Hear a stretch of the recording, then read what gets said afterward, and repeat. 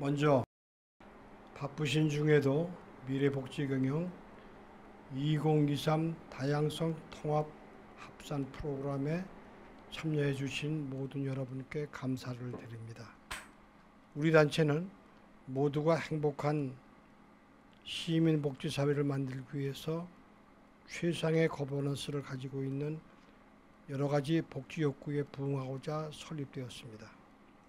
미래복지경영이 주최하고 행정안전부가 후원하는 본 프로그램은 사회적 다양성 교육 및 포럼이 진행되며 사회적 다양성 교육은 11월까지 총 이번에 걸쳐 6번에 걸쳐서 매달 1회씩 진행될 예정입니다. 오늘 진행되는 이 1회기는 사회복지 실천 현장에 전문가라면 익혀야 할 다양성 구성, 사회복지 마경일 박사님께서 진행해 주실 예정입니다. 마경일 박사는 USC에서 사회복지를 전공한 유명한 교수이십니다. 1회기 교육은 차후 진행되는 교육들의 기초과정으로서 매 회기 참석자들은 이번 교육을 참고하여 주시길 바라며 본 프로그램이 끝날 쯤에는 사회복지 현장에서 다양성에 대한 민감성을 갖는 현장의 전문가로서 임하도록 도움이 되고자 할 것입니다. 끝으로 강연을 마련해 주신 우리 다시 한번 마경희 선생님께 감사한 말씀을 드리며 구리시 가족센터 임직원 여러분과 우리 미래복지경 사무국 직원들 감사드립니다. 또 이 사업이 진행될 수 있도록 지원해 주신 행정안전부 관계자들에도 감사를 드리면서 이 프로그램은 굉장히 중요한 프로그램으로 생각이 돼서 우리는 계속해서 이거를 6회까지 할 것이니까 많은 참여를 기대합니다. 다양성, 오늘날 사회에 필요한 교육 중에 하나로서 오늘은 기초기론을 시작하겠습니다. 여러분 많이 듣고 공부해 주시고 끝까지 참여해 주시면 고맙겠습니다. 감사합니다. 여러분 안녕하세요. 안녕하세요. 오늘 여러분과 함께 다양성에 대해서 같이 이야기 나누게 될 마경희입니다. 제 소개는 최성균 회장님께서 해주셨기 때문에 건너뛰는 걸로 하고 어떤 식으로 진행되느냐 서로를 아시는 분도 계시겠지만 또 모르시는 분들도 계실 것 같아요. 간단하게 통성명하는 아이스 브레이킹을 하고 젠더 브레드 펄슨을 여러분한테 소개해 드릴 거예요. 그리고 다양성 관련 용어와 이론을 여러분께 또 말씀을 드리고 마지막으로는 우리가 배웠던 거를 자기한테 적용해서 자기 점검을 바탕으로 해서 다양성을 좀 이해하는 그런 연습 문제 또 이야기를 나누는 시간을 좀 가져보려고 해요. 크게 두 가지 질문 여러분께 드리고 싶고요. 이 질문은 이 강의가 시작되는 순간 그리고 중간 그리고 마지막 여러분께 제가 던질 질문이고요. 개인적인 바람은 강의가 끝났을 때 이 두 개의 질문에 대해서 여러분들이 일정 부분 답을 할 수 있었으면 좋겠다는 그런 바람은 있어요. 질문하지 않을 겁니다. 그냥 질문 이런 두 가지가 있다라는 거. 네, 그래서 머리에 염두에 두시고 왜냐하면 제가 방향성을 거기로 잡고 갈 테니까요. 질문을 좀 기억해 주시면 도움이 될 것 같아요. 간단하게 자기소개 서로 뭐 아시는 거예요? 뭐 온라인상에 계시는 분들도 옆 사람하고 뭐 얼굴을 대할 수 있는 상황이라면 인사를 나눠주시면 좋겠어요. 어색. 네. 그리고 저는 개인적으로 강의를 통해서 여러분께서 얻고자 하는 게 무엇인지 그리고 다양성과 관련해서 내가 이 부분만큼은 정말 취약하다라고 생각하는 부분이 있다면 도움받고 싶은 부분이 있는지 이제 그런 것도 여러분께서 뭐 말씀을 해주시면 제가 강의를 진행할 좀 도움이 될 수 있을 것 같아요. 뭐 그거는 언제든지 여러분께서 수시로 말씀해 주시면 제가 반영을 하도록 할게요. 지금 뭐 말씀해 주시고 싶으신 거 있으세요? 꼭 배우고 싶다. 아니면 일단 강의 먼저 좀 들어보고 할게요. 그러면 네, 그러면 본론에 앞서서 제가 여러분께 진저브레드 젠더브레드 펄슨을 소개할 거예요. 여러분 그 진저브레드맨이라는 거 혹시 들어보셨어요? 애들 외국 동화거든요. 노부부가 있고 자식이 없어요. 그래서 그 진저브레드 도우를 가지고 이렇게 빵을 만들어서 구웠는데 빵이 굽자마자 어분에서 뛰어나가는 거예요. 얘가 약간 그런 내용이거든요. 그래서 거기에서 착안해서 젠더브레드 펄슨을 이제 만들었거든요. 젠더라는 게 여러분께서 잘 알고 있다고 생각하는 부분이긴 하지만 실질적으로 많이 혼동하는 부분이기도 한 것 같아요. 첫 번째, 중앙을 보면 성별이 있죠. 남성, 여성, 메일, 피메일 나눠지고 이 부분은 신체적인 우리 생식기를 기준으로 하는 거예요. 그리고 성 정체성, 젠더 아이덴티티라는 거는 심리적인 부분, 그다음에 정신적인 부분을 말을 하는 거거든요. 그래서 타고나기를 남성으로 태어났어요. 정신적으로 내가 남자라고 생각을 해요. 이거를 시스젠더라고 그래요. 하지만 내가 타고나기를 남성으로 태어났어요. 하지만 내가 남자라고 생각하지 않아요. 남자 몸에 갇혀 있는 여자처럼 느껴지는 거. 이거를 바로 트랜스젠더라고 그러는 거예요. 근데 트랜스젠더라는 거는 반드시 성전환 수술을 한 거는 아니거든요. 그 정의 자체가 일치하지 않을 때를 트랜스젠더라고 그러고요. 그 다음에 남성으로 태어났어요. 남자라고 생각을 해요. 하지만 내가 성적으로 끌려하는 대상이 우리는 일반적으로 사회화 과정을 통해서 남자는 여자한테 끌려한다고 배우잖아요. 근데 같은 동성, 남자한테 끌릴 경우 우리가 동성애자라고 그러고 남자는 게이, 여자는 레즈비언이라고 그러죠. 그리고 남성, 여성 모두에게 끌리는 사람은 바이섹슈얼이라고 그렇죠. 그리고 영어에서 알파벳 A가 단어 앞에 붙을 때는요. 없다라는 뜻이에요. 그래서 에이젠더라고 그러면은 무성애자, 관심이 없는 사람. 마지막으로 보면은 옆구리 쪽에 익스프레션 보이시죠? 이 젠더 익스프레션 같은 경우는 성별, 뭐 정체성, 끌림 이런 거랑 전혀 관계가 없을 때가 많아요. 우리는 예를 들어서 남자가 섬세하고 감정을 드러내고 이럴 경우 동성애자 아닌가? 게이 아닌가? 이렇게 생각할 때가 있잖아요. 또 마찬가지로 여자가 좀 터프해요. 좀 행동도 좀 크고 거칠고 또 옷도 털털하게 입어요. 그러면은 레즈비언인가? 막 이렇게 생각할 때가 사실은 있는 거잖아요. 근데 전혀 일치하지 않은 경우가 많다라는 거죠. 그냥 젠더 익스프레션은 뭐 그 사람의 그냥 옷을 입는 거, 제스처, 뭐 소통 방식 이런 것일 때가 많다라는 거죠. 연관을 지어서 그 사람을 쉽게 판단해서는 안 된다는 걸 말씀을 좀 드리고 싶어요. 특히 성차별 같은 경우는 남자, 여자, 남성, 여성 어떤 역할이나 능력에 있어서 많이 국한을 두는 게 성차별이잖아요. 특히 남자라는 단어, 남성이라는 단어를 들었을 때 우리가 가장 먼저 떠오르는 게 강함이잖아요. 강하고 거칠고. 그렇기 때문에 우리가 남자의 폭력을 종종 용인하는 경우가 있는 것 같아요. 사회적으로 우리는 남자는 터프해야 되고 거칠어야 되고 이게 용납이 되는 부분이 있거든요. 여자보다는. 그리고 우리가 특히 남자들이 이런 남자가 아닌 약한 남자를 볼 때 사실은 혐오할 수가 있죠. 특히 동성애자들. 여성스럽다고 느끼시잖아요. 혐오할 수 있고 그들을 대상으로 해서 증오 범죄도 쉽게 할 수 있는 거예요. 또 한 가지 제가 나누고 싶은 것 중에 하나는 제가 수업을 준비하면서 어떤 기사를 읽었었고 에세이라고 그래야 되나 읽었었는데 성전환 수술을 받으신 분이 이제 나이가 들고 몸이 아파요. 그래서 병원에 입원을 하셨거든요. 근데 그 병원에 그 병실에 할당됐다고 그러나 그 병실에 이 사람을 간호하는 간호사가 있을 거잖아요. 간병인이 있을 수 있겠고.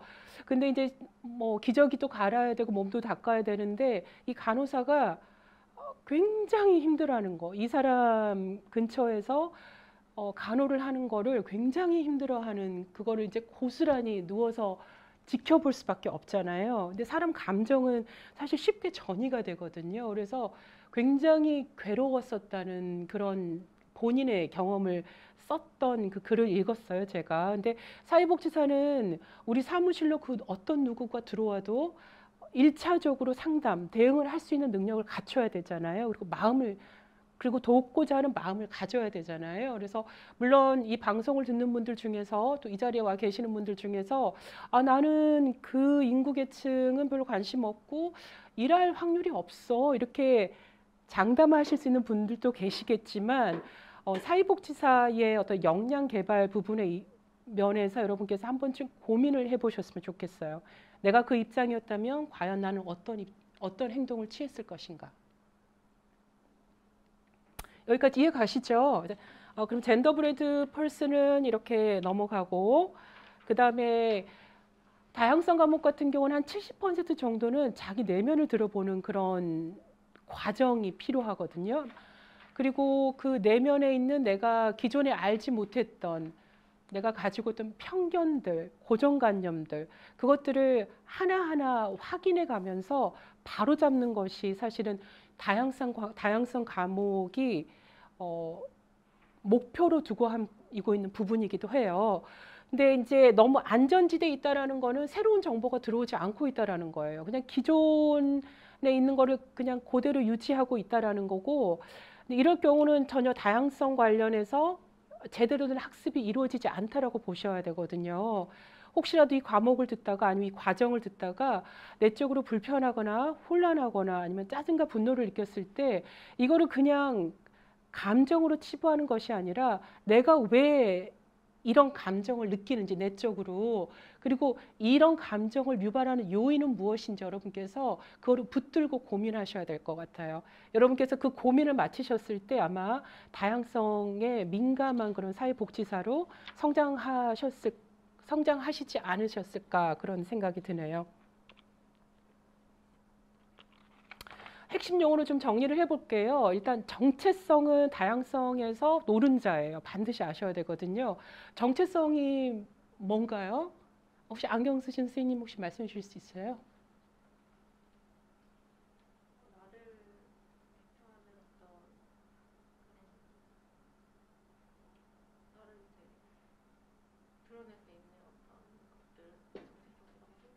네네, 너무 잘하셨어요. 완벽하시고요. 정체성이라는 거는 사실은 자기 인식이잖아요. 내가 나를 아는 것인데 다양성 이 과정에서는 앞에 소셜을 붙이셔야 돼요. 사회적 정체성이거든요. 이 정체성이라는 거는 한 그룹을 다른 그룹과 구별시키는 특징을 말을 하는 거예요. 그리고 이 사회적 정체성이라는 거는 한 단어로 말하면 사회적 범주, 소셜 카테고리를 말하거든요. 한국인, 하나의 소셜 카테고리죠. 여자 카테고리죠. 그리고 이 카테고리 안에 들어간 사람들은 유사한 특징을 서로 공유하고 있어요. 그리고 기대되는 행동 양식도 있고요. 그래서 사회적 정체성 같은 경우는 다음 슬라이드에 설명을 하겠지만 일반적으로 8개의 굵직한 그룹으로 정체성 그룹으로 나눠서 배우고 있고요. 그러면 개성은 그 다음에는 이제 개성과 다양성을 차이를 제가 묻고 싶은데요. 개성은 뭐고 다양성은 뭔가요? 혹시 빨간색 원피스 입으신 선생님 나한테 왜 이래 막 이러시는 거예요? 제가 생각하기에는 개성이라는 거는 조금 더 다양하게 뭔가 정의되지 않은 그 나만의 특징 같은 거라면 다양성은 조금 더 사회적으로 범주화된 어떤 특징을 가지고 있는 것 같아요. 뭐 누가 보면 미리 말을 맞추고 온 줄 알겠어요. 너무 정확하게 제가 하고자 하는 말을 해주셨고요. 개성이라는 거는 그 한 개인의 스타일리스틱 초이스예요. 나는 빨간 머리 하고 싶어. 나는 뭐 이렇게 문신도 좀 새기고 옷도 좀 찢어진 청바지 입고 그냥 한 개인의 스타일리스틱 초이스고 선호하는 것을 말을 하고요. 이 다양성이라는 거는 다양한 사회적 정체성이 존재하는 상태를 말을 하는 거예요. 그리고 다양한 사회적 정체성 특징이 존재하는 것이고요. 다양성이라는 이 단어 자체에는 다름이 너무 강조되고 있잖아요. 그렇기 때문에 자칫 잘못하면 차별로 가는 어떤 길을 열어주게 돼버리거든요. 그래서 현재 미국이나 뭐 유럽 같은 경우는 다양성이란 단어와 함께 꼭 뒤에 인클루저라는 단어를 같이 묶어서 세트로 이렇게 많이 해주고 있거든요. 그래서 다양성이라는 거는 내가 누군가를 파티에 초대해요. 파티에 초대한 거고, 인클루전이라는 거는 그 사람을 파티에 초대해서 함께 다양한 것들을 활동을 하는 거죠. 뭐 춤도 같이 추는 것이고, 마찬가지로 누군가를 그룹 프로젝트에 초대를 해요. 다양한 의견이 필요하니까 다양성이 있는 거예요. 하지만 그 사람한테 그 어떤 질문도 하지 않고 어떤 일도 주지 않으면 그 사람 인클루드되지 않는 거잖아요. 그래서 다양성과 포용성은 항상 같이 가야지만이 이게 상호 보완점이 된다라는 거를 좀 말씀드리고 싶고, 마지막에 타자화라는 거는 다름을 부각하는 거고, 타 집단을 이질적인 집단으로만 보는 거예요. 사실 우리가 각기 다른 배경에서 성장했지만 인간적으로 비슷한 부분은 또 분명히 있잖아요. 근데 이 타자화라는 거는 사회적 강자가 사회적 약자에게 전략적으로 그들을 제어하기 위해 사용하는 것이거든요. 하나의 도구예요. 그래서 타자화 같은 경우는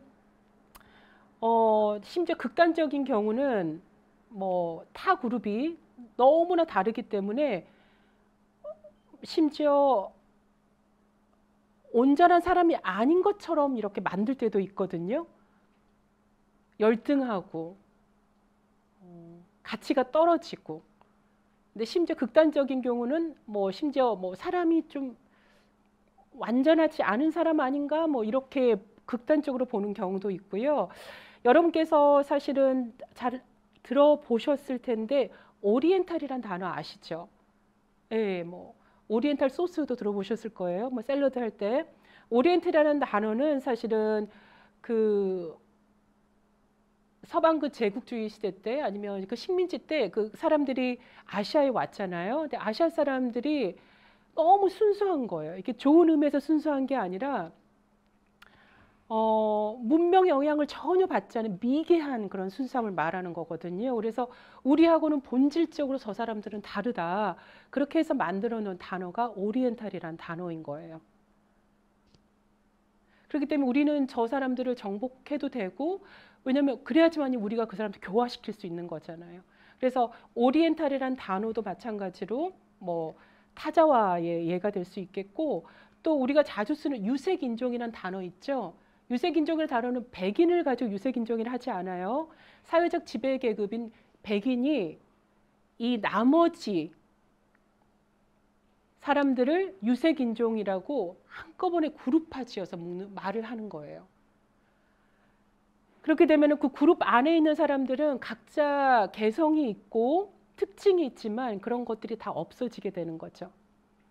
그리고 이 그룹화를 시킬 수 있는 유일한 사람은 사회적으로 강자인 자예요. 지배 계층, 지배 계급에 있는 사람들인 거죠. 타자와는 이 정도로 알아두시면 될 것 같고요. 타자와 역시 차별과 사회적 배제로 가는 길인 거예요. 타자와 자체라기보다는 타자와를 활용해서 사회적 약자들을 더 이렇게 그 자리에 눌러놓고 구분짓고 하는 방식이라고 보시면 될 거예요. 여기까지 질문 있으세요?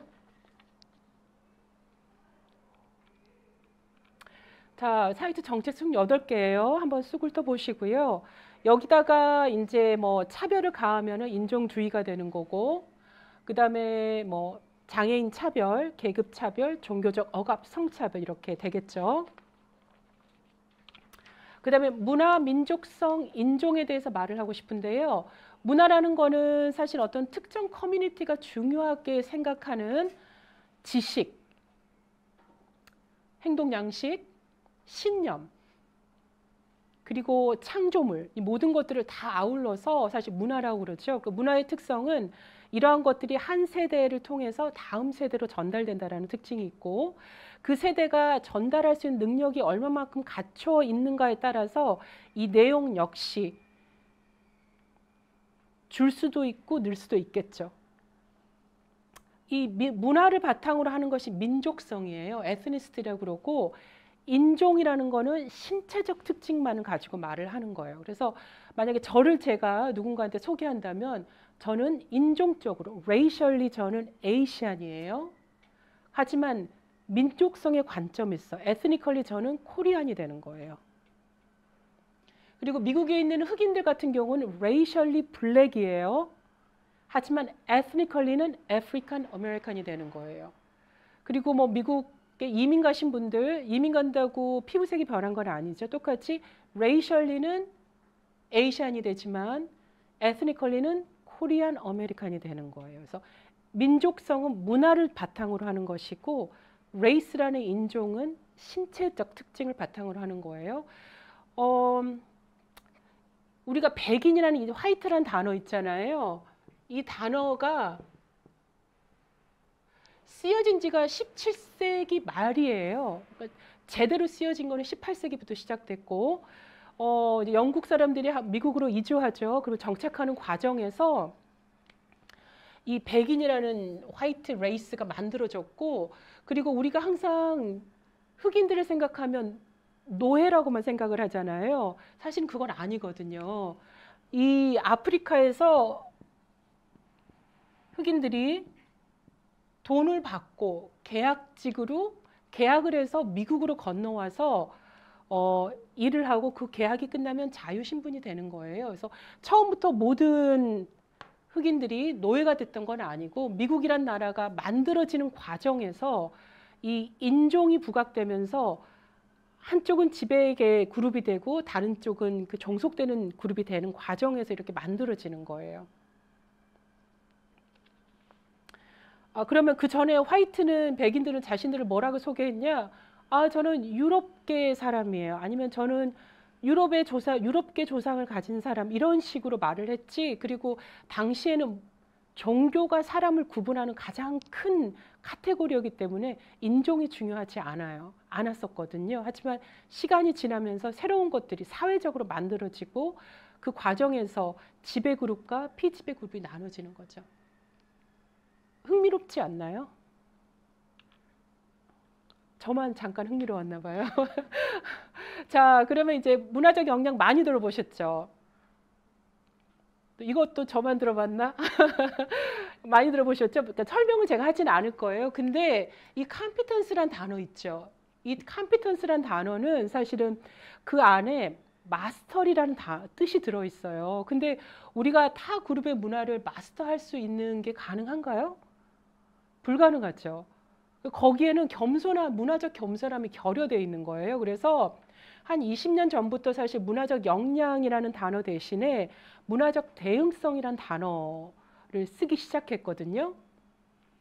우리가 타 문화를 이해할 때 사실은 그 문화에 대한 오해도 풀 수가 있고 편견도 줄일 수가 있는 거잖아요. 그래서 이 문화적 역량은 능력 있는 사회복지사가 되기 위해서 반드시 갖춰야 될 부분이고, 여러분께서 나는 문화적 역량으로 배웠다 그러면 그렇게 쓰셔도 될 것 같아요. 단지 이제 이런 뜻이 있고 그 뜻에 부족한 것들을 채우기 위해서 새로운 단어 문화적 대응성이 등장했다.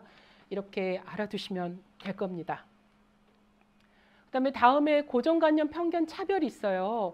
우리가 일상적으로 많이 쓰는 단어들인데 의외로 정의하기가 어렵거든요. 근데 이 세 개는 하나의 세트로 묶어서 여러분께서 기억하셔야 돼요. 고정관념이라는 거는 멘탈이에요. 멘탈 카테고라이제이션. 그러니까 멘탈로 머릿속으로 분류를 하는 거예요. 우리가 새로운 사람 만날 때 우리는 자동적으로 그 사람 머리부터 발끝까지 무의식적으로 스캔하고 그 사람 분류를 하는 거예요. 우리 머릿속에 있는 폴더에다가. 그걸 바로 고정관념이라고 그러고요. 편견이라는 걸 영어로 보면 훨씬 더 쉬워요. 영어에서 이 pre라는 게 before의 의미가 있잖아요. 전이거든요. prejudge인 거예요. 누군가를 알기도 전에 그 사람을 미리 판단을 해요. 저 사람 좋은 사람, 나쁜 사람 뭐 이런 식으로 판단을 하는 게 이 편견이고 이거는 감정적인 affective 부분이고요. 그다음에 이런 생각과 감정이 행동으로 드러나는 거를 바로 차별, discrimination이라고 그러거든요. 그래서 세트로 묶으셔야 되고 우리가 차별 폐지 하면서 오로지 행동에만 초점을 둔다면은 사실은 이거는 3분의 1밖에 성공이 되지 않는 거예요. 그래서 차별이 왜 일어나고 내가 왜 누군가를 차별하는지는 그 근본적인 원인을 여러분께서 찾으시고 그거를 이제 없애는 것에 노력을 하셔야 되겠죠. 이해 가시나요? 자, 그러면은 특권, 억압, 교차성 이 세 단어를 제가 배울 텐데요. 특권하고 억압은 동전의 양면에 같다고 보시면 돼요. 특권을 누리는 사람이 있다면 사실은 특권을 못 누리는 사람이 있는 거죠. 특권이라는 게 모든 사람한테 다 균일하게 주어지는 건 아니잖아요. 특권을 누리는 사람, 혜택 받는 사람이 있다면 사실은 혜택 받지 못하고 억압받는 사람이 또 분명히 있는 거고 차별받고 또 그다음에 착취당하는 사람이 있는 거잖아요. 그렇죠?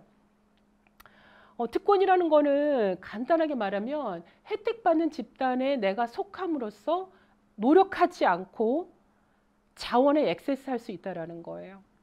그리고 이미 처음부터 기울어진 운동장이라고 보시면 되고 이런 특권으로 인해서 내가 경쟁적인 우위를 차지한다는 거죠. 근데 특권이라는 거는 우리가 너무 당연하게 받아들이는 부분이기 때문에 사실은 특권층들은 본인들이 특권을 누린다고 생각하지 않는 경향이 있어요. 예를 들어서 부모님께서 전문직에 종사하는 아이들, 이 아이들이 통계적으로 전문직에 종사할 확률이 훨씬 높잖아요. 그렇죠? 특권의 한 예가 되는 거죠. 또 제가 아는 몇몇 분은 아이가 뭐 고등학교 성적이 저조해서 경제적 여유가 있어서 유학을 보내신 거예요. 한국의 대학을 가기가 조금 어려울 것 같고 그래서 그 아이가 거기서 자기의 어떤 새로운 삶을 찾아가고 있는 과정이거든요. 이것도 마찬가지로 특권인 거죠. 그다음에 마지막에 교차성이라는 거는 우리는 다양한 사회적 정체성으로 만들어져 있잖아요. 그렇죠? 저 같은 경우는 중년 여성이기도 하고 한국 사람이기도 하고 종교가 있고 뭐 글을 쓰고 가르치는 일을 하고 있고요. 여러 가지 정체성이 있잖아요. 근데 우리는 특정 정체성으로 때문에 특권을 누리는 부분이 분명히 있어요. 하지만 특정 정체성으로 인해서 우리는 억압받는 부분이 있거든요. 이해 가시게 동의하시나요? 제가 여러분한테 드릴 질문이 그거였거든요. 이 세상에 전적으로 특권을 누리는 사람도 없지만 특권이 전혀 없는 사람도 없다. 동의하세요? 격하게 이렇게 고개를 끄덕끄덕 하신 검은색 옷을 입은 선생님, 제가 조남을 몰라가지고 동의하시나요?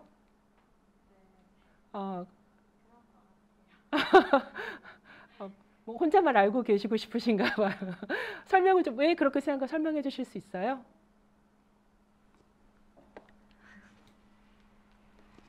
그냥 단순히 누구나 그 혼자 모든 혜택이 받을 수 있고 네네. 좋은 것만 받을 수 있는 거 아니라고 생각하고 있어요. 네네, 네 맞습니다. 네, 제가 예를 들었듯이 저는 한국에서의 그 여자로서 가끔 억압받는다는 생각을 조금 들 때는 있는 것 같아요. 제 능력을 좀 증명해야 되는 그런 순간들이 있거든요. 물론 남자분들도 마찬가지로 모든 사람이 다 특권을 누린다고 생각하진 않지만 하지만 제가 교육을 받았기 때문에 다양한 지식이라든지 정보에 쉽게 접근할 수가 있거든요. 저한테 그거는 큰 특권이에요. 그리고 제가 믿는 종교가 한국에서 다수의 종교이기 때문에 저는 특권을 누린다고 생각을 해요. 그 종교로 인해서 뭐 나라에서 지정한 공휴일도 쉴 수가 있는 것이고 사실 그 자체가 특권인 거잖아요. 내가 믿고 있는 그 종교의 어떤 특정한 날을 국가에서 지정해서 공휴일로 만든다는 거 사실 그것도 특권이죠. 내 종교를 내가 편하게 얘기할 수 있다라는 거니까. 그래서 교차성을 여러분께서 본인한테 적용을 하셔가지고 내가 어떤 부분에서 특권을 누리고 있고 반면 내가 어떤 부분에서 억압받고 있는가 고민 지금부터 좀 심각하게 해주시면 좋을 것 같아요. 자, 그다음에 미세 공격이란 말 여러분 들어보셨어요? 먼지 공격 뭐 이런 단어도 쓰신 분도 계시는데 사람들이 교육을 많이 받아요. 인터넷도 발달해요. 그렇기 때문에 이제 노골적으로 누군가를 차별하고 공격하는 거 물론 그렇게 하시는 분들도 있지만 그런 것들을 많이 자제를 하시죠. 그리고 이 미세 공격이라는 거는 작은 공격이고 일상에서 일어나는 그런 공격들이에요. 근데 이거는 어떤 한 개인이 또 다른 개인한테 공격하는 것처럼 보이지만은 그 공격의 바탕은 그 사람이 속해 있는 사회적 집단을 근거해서 하는 거예요. 그리고 종종 이게 무의식적이고 본인이 공격했다고 생각하지 못하는 때가 많아요. 무례하고 모욕적이고 무시하는 그런 언어적 비언어적 커뮤니케이션을 말하거든요. 그리고 특히 이게 미세하기 때문에 이게 내가 너무 예민한가? 이게 나를 공격한 게 맞나? 막 이런 식으로 내적으로 판단해야 되는 그런 부분들이 또 있거든요. 하지만 차곡차곡 매일매일 그런 경험들이 쌓여간다면 결국 이 사람의 정신 건강에 굉장히 악영향을 줄 수 있다는 거죠. 우울증도 그렇고. 예를 들어서 제가 알지 못한 채 했던 미세 공격 중에 하나가 제가 예전에 중국 사람을 룸메이트로 같이 해서 살은 적이 있었거든요. 그래서 제가 이제 제 부모님하고 전화하면서 뭐 같이 사는 사람 어떠냐? 엄마 중국 사람인데 중국 사람 치고 깔끔해. 그러니까 저는 그게 칭찬이었는데 중국 사람들이 일반적으로 생각하기가 편견이죠. 개인 위생에 철저하지 못하라고 생각을 하잖아요. 근데 저도 몰랐지만 저는 칭찬이라고 생각했지만 제 머릿속에 오랫동안 자리 잡고 있는 중국 사람들의 그런 편견 때문에 그렇게 실수를 하는 거죠. 그리고 또 미국에서도 그랬던 것 같아요. 뭐 외모가 한국 사람이고 동양 사람인 것 같아서 그 사람이 미국 사람인지 교포인지 물어보지도 않고 다짜고짜 가서 한국말로 얘기하는 경우도 있었거든요. 아마 제 머릿속에는 미국 사람 이꼬르 서양 사람이라는 그런 편견이 있었던 것 같아요. 그래서 사실은 이 미세 공격을 말하자면 사실 한도 끝도 없는 것 같아요. 그리고 아마 여러분들도 여러분이 모르는 상황에서 상대방에게 미세 공격을 했던 경우도 상당히 많지 않았을까. 네, 그렇네요.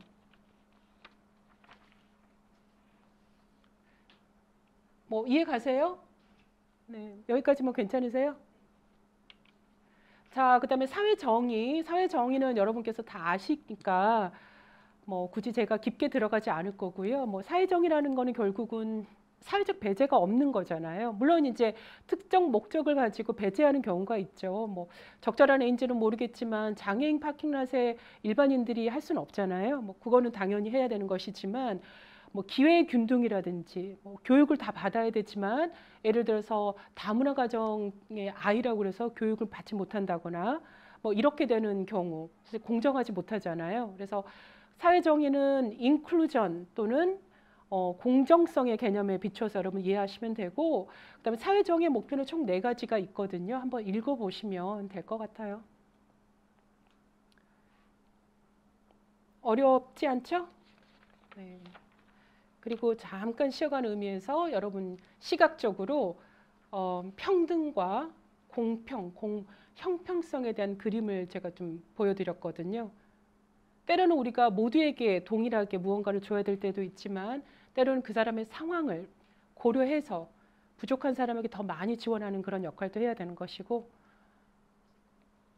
이 2가지를 다 해야 되는 것이 사회복지사 역할이에요. 그다음에 핵심 용어 및 정의가 있어요. 동지 협력자, 영어로는 ally라고 그러거든요. 혹시 여러분 뭐 아시아나 대한항공 스타 얼라이언스 뭐 이런 거 들어보셨어요? 마일리지 적립할 때? 또 나만 들어봤구나. 네, 그래서 ally라는 거는 동지, 협력자를 말을 하거든요. 우리가 동지라고 그러면은 같은 그룹 안에 있는 사람이라고 생각하잖아요. 근데 영어의 ally의 이 동지라는 거는 내가 그 그룹에 속하지 않아요. 하지만 그 그룹이 하는 일을 전적으로 지원하고 협력하는 거예요. 저는 성소수자는 아니지만 그들의 인권을 위해서 노력하고 싶은 부분이 있거든요. 그래서 저는 성소수자들의 ally가 되는 거죠. 그리고 저는 뭐 제가 미국에서 유색 인종으로 살았던 경험 때문인지 모르겠지만 다문화 가족에 대해서 많이 관심을 가지고 있거든요. 저는 다문화 가족의 구성원이 아니지만 그들의 인권을 위해서 그게 글을 통해서건 연구를 통해서건 발표를 통해서건 도움을 주고 싶은 마음이 있어요. 저는 그래서 다문화 가족에게 저는 엘라이가 되는 거예요. 이해 가시겠죠? 역량 강화는 여러분 이미 잘 알고 계실 거예요. 그리고 굳이 설명 안 할 텐데 사회복지사들이 하는 실수 중에 하나가 우리가 고객들의 그 인파워먼트를 해야 된다고 생각을 하시는 거예요. 근데 그것이 우리의 역할은 아니에요. 자칫 잘못하면 또 이게 컨트롤하고 컨트롤을 당하는 그런 관계가 반복될 수가 있거든요. 그래서 역량 강화라는 거, 사회복지사한테 역량 강화라는 거는 고객이 이미 가지고 있는 강점, 그 강점을 우리가 파악해서 고객이 그 강점을 보고 활용할 수 있도록, 그래서 궁극적으로는 그 강점을 이용해서 고객들이 조금 더 주체적인 삶을 살 수 있도록 해주는 것이 사실은 우리가 말하는 제대로 된 역량 강화이거든요. 그리고 의식고양이라는 거는 뭐 좀 복잡한 말인 것 같은데 뭐 개인의 내부를 들여다보는 거예요. 그러면서 나와 내 주변 환경과의 어떤 상호작용도 보고 내가 왜 이런 생각을 가지고 있고 이 생각이 언제쯤 시작됐고 이 생각으로 인해서 나와 내 주변에 미치는 영향들이 무엇인가 이런 것들을 진지하게 고민했을 때 우리가 의식이 고양된다라고 말을 할 수 있고요. 의식 고양 같은 경우는 수동적으로 정보를 그냥 받아들이기만 했을 때 일어나는 건 절대 아니에요. 적극적으로 자기 삶에 개입해야 되는 거고요. 만약에 여러분께서 어떻게 해야 되는지 모르겠다 그러면 파울로 프레일이라는 뭐 분이 계시는데 한국에서는 이 책이 필독서로 정해졌는지 모르겠지만 저희는 다 읽어야 되는 책 중에 하나였거든요. 그래서 뭐 억눌린 자를 위한 교육, 구체적으로 그 비판 의식에 대해서, 뭐 의식 고양에 대해서 좀 설명을 해둔 부분이 있기 때문에 참조를 하시면 도움이 될 것 같아요. 자, 질문 있습니다, 여러분. 또 여태까지 질문 안 받으시면 좀 긴장해 주시고요. 지금 한국 세팅이에요, 한국. 당신이 베트남인들이 주를 이루는 사무실에서 근무하고 있는 한국인이에요. 당신은 베트남 국적 동료들이 당신을 무시하고 괴롭힌다면 여러분들은 그들을 인종차별주의자로 부를 수 있나요? 볼 수 있을까요? 30초 시간 드릴게요. 고민하실 생각. 갑자기 고개를 깊숙하게 숙이시는 분들도 계시는데 정답이 없으니까, 다양성은 정답이 없어요. 각 개인의 어떤 그 프로세스하는 과정이니까. 그러면 명찰 착용한 선생님 한번 여쭤볼게요. 어떻게 생각하세요? 이유가 제가 네네. 한국인이라서 괴롭히는 거면 그 괴롭히는 이유가 네네. 그러면은 좀 인종차별자가 맞다고 생각합니다. 네. 자, 그러면 방금 말씀해 주신 선생님에 동의하시나요? 아니면 반대 의견 가지고 계신 분 계세요?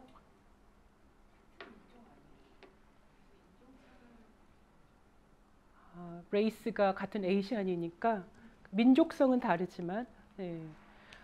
저는 사실은 아니다라고 말을 하고 싶어요. 차별주의자라고 말할 수 없다. 왜냐하면 우리가 무슨 이즘이라는 거 있잖아요. 레이니즘 말하는 거 아닙니다. 그 비가 부르는. 예, 이즘이라는 거는 무슨 주의잖아요. 이건 사회적 강자가 사회적 약자한테 행하는 것이고요. 그 다음에 이 이즘이라고 부를 수 있을 때는 반드시 그 뒤에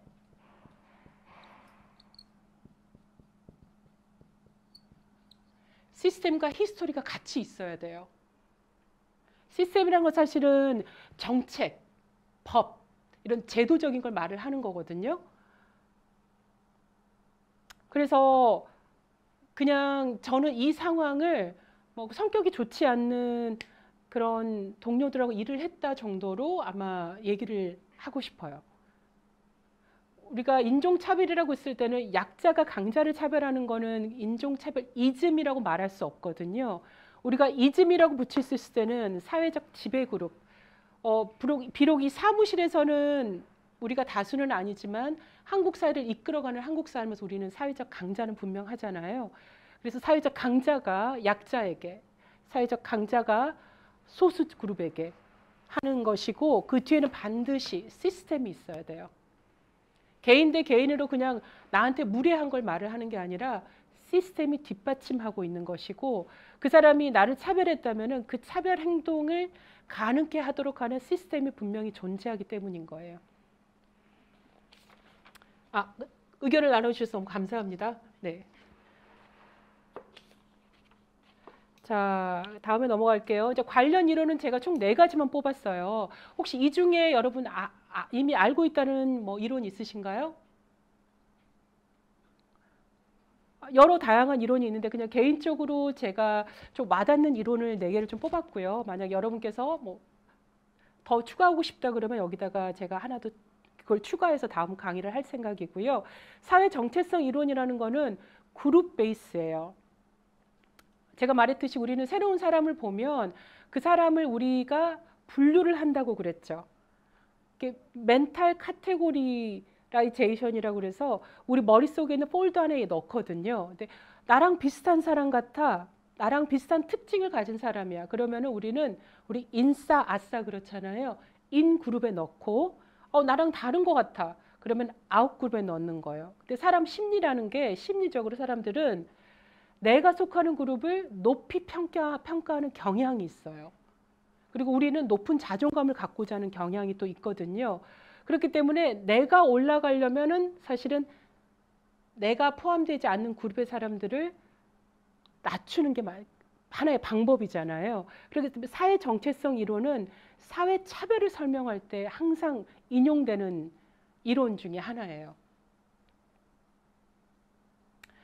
그리고 사회적 지배 이론 같은 경우는 매크로 개념이거든요. 그룹이기도 하지만 좀 제도 조금 더 큰 개념이라고 보시면 되고 사회가 이렇게 구성되면서 그 과정에서 여러 가지 사회 그룹들이 만들어지잖아요.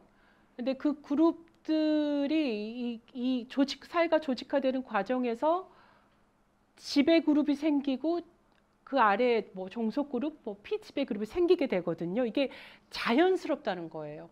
그러니까 우리가 누가 이렇게 지배 그룹이 되고 이게 뭐 인위적인 것이 아니라 너무나 자연스럽게 사회가 조직화되는 과정에서 이렇게 드러나는 거죠.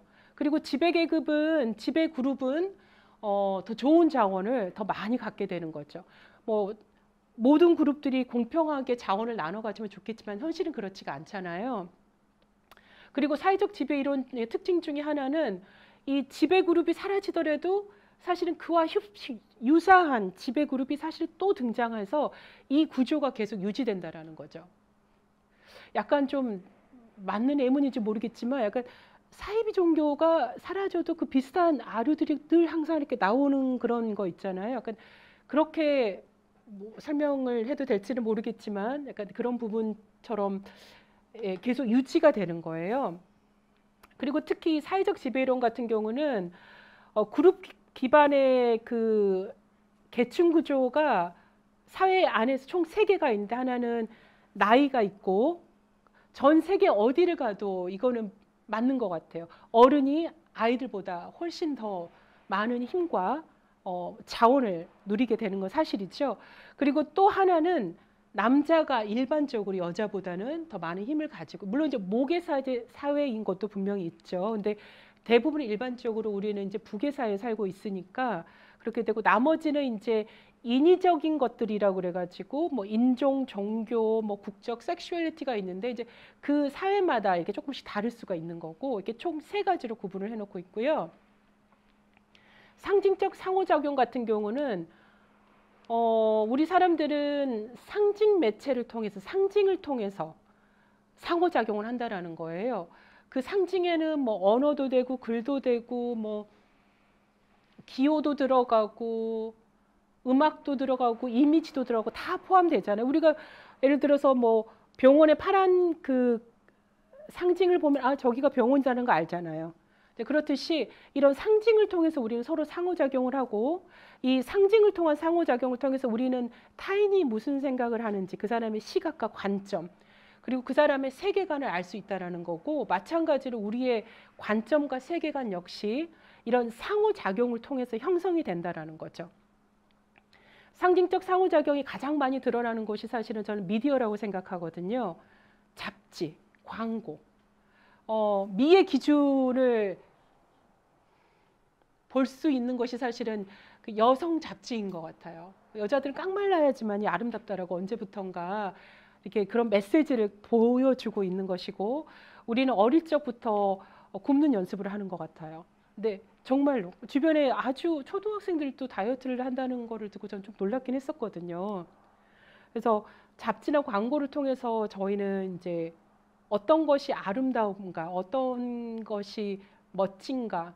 근데 그거는 요즘에 남성들한테도 적용이 되죠. 그 맨스헬스 같은 그런 잡지 보면은 이렇게 식스팩 정도는 있어야지만이 좀 이렇게 옷 좀 벗고 나오고 이러시잖아요. 이제 그런 식으로 이 미디어나 잡지나 광고를 통해서 저희가 끊임없이 받는 그런 메시지가 있거든요. 그러면서 우리가 모르는 사이에 우리의 관점이나 이런 것들이 형성이 되는 거예요.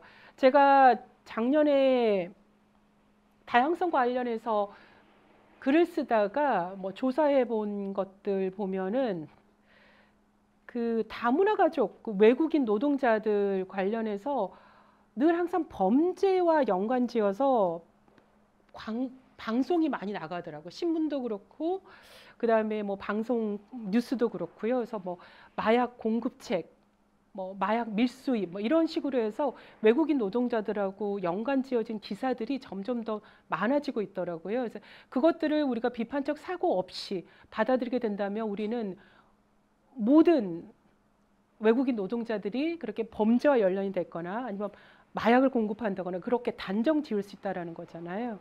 그래서 우리가 미디어를 접할 때도 항상 비판적 사고를 가지고 보실 필요가 있다라는 거죠. 마지막에 관점 이론이에요. 스탠포인트 티어리인데, 스탠포인트는 서 있는 지점이잖아요.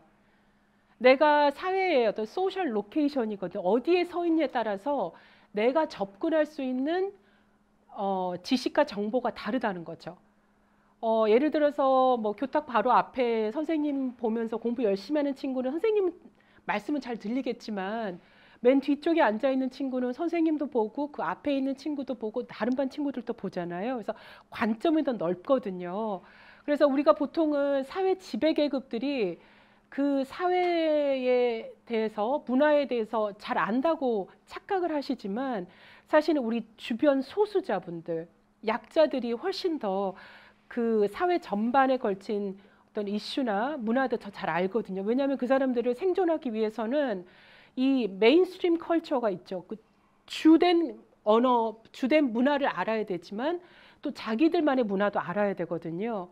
근데 이제 사회 핵심에 있으신 분들은 사실은 자기 문화에 익숙하기가 쉽죠. 그래서 우리가 연구를 할 때나 어떤 것을 프로젝트를 기획할 때 사회적 약자들의 의견을 반드시 들어야 될 필요가 있다라는 거예요. 왜냐하면 그 사람들은 우리가 생각했던 것보다 훨씬 더 이 사고의 폭이 넓고 깊다라는 거죠. 이해 가시나요? 뭐 잠깐 48분 정도 지났는데 한 2분 정도 쉬실래요? 뭐 기지개도 좀 펴시고.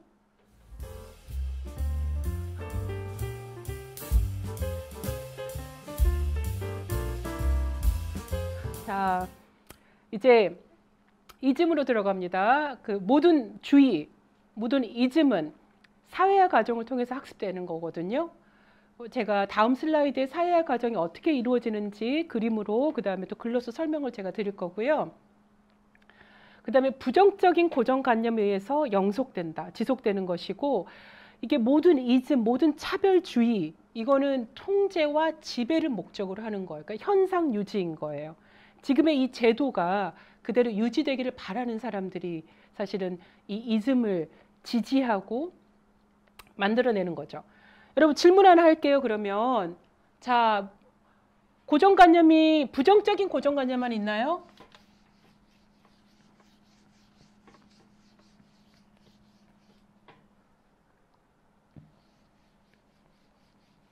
제가 자꾸 중국 얘기해서 미안해. 중국 사람 시끄러워. 약간 이런 식의 부정적인 고정관념이 있잖아요. 근데 긍정적인 고정관념도 있을까요? 저기 선생님 당첨되셨습니다. 축하드려요. 부정적인 고정관념도 우리가 방금 얘기했고 긍정적인 고정관념도 있다라고 생각을 하세요? 있을 네. 그 뭐 외모 그렇죠. 네. 이렇게 봤을 때 예쁘고 뭐 이러면 뭔가 더 내가 원하는 쪽으로 긍정적으로 그 사람을 보게 되는 그런 고정관념이 있는 것 같고요. 그 중국 분들 말씀하셨지만 왠지 엄청 부자일 것 같은 네. 그런 고정관념. 부호들이 많은 것 같고, 그렇죠, 같아요. 그렇죠. 네. 네. 근데 그 부정적인 고정관념은 사실은 이 단어를 들어도 부정적으로 들리잖아요. 근데 긍정적인 고정관념이 해가 되나요? 나쁠까요? 부정적인 거는 뭐 부정적이니까 안 좋겠죠. 하지만 긍정적인 거 해가 될까요?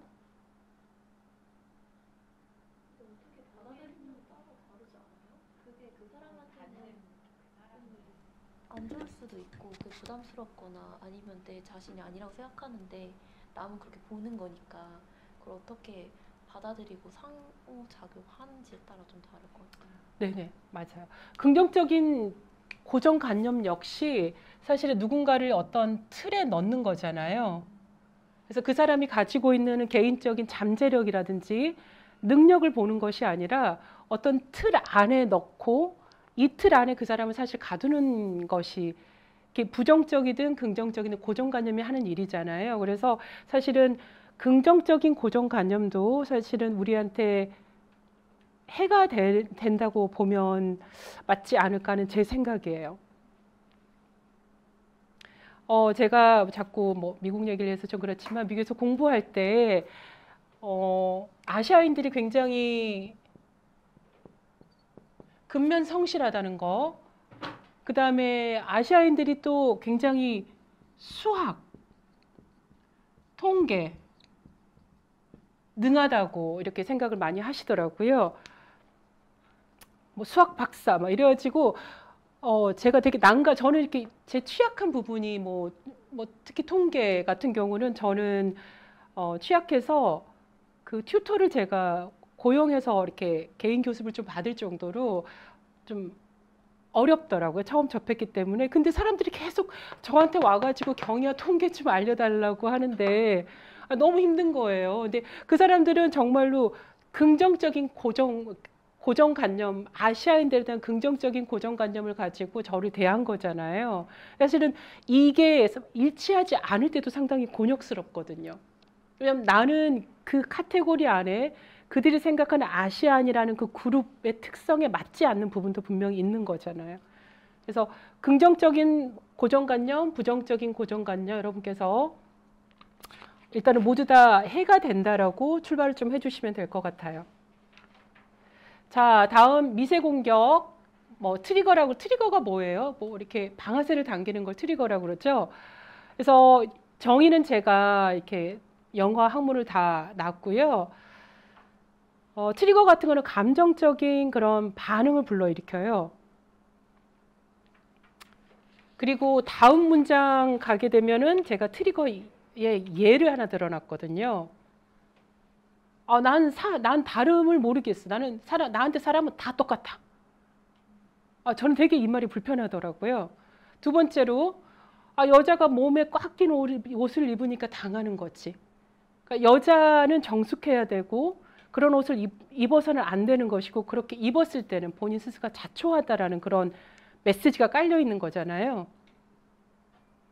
그리고 뭐 금수저가 노력하면 성공할 수 있어. 뭐 이렇게 말했을 때 사실은 우리는 출발선이 다른 사회에서 살고 있잖아요. 또 이런 것들이 트리거가 될 수 있다라는 거죠, 누구한테는.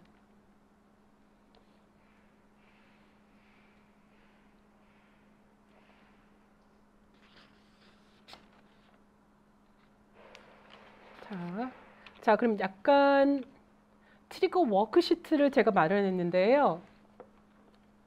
자, 여러분이 삶 속에서 뭐 트리거 정의는 제가 이미 드렸죠.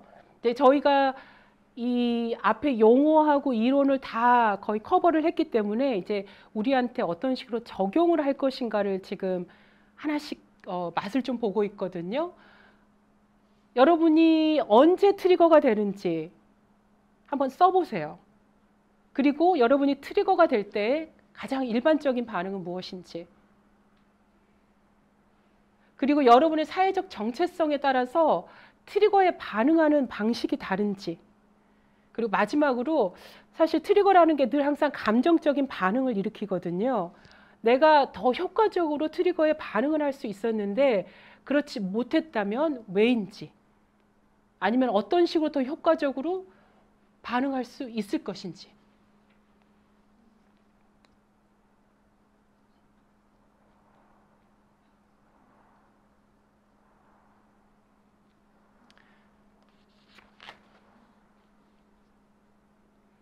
그러면은 다시 또 우리가 한번 또 이렇게 원으로 돌아가야 되겠어요.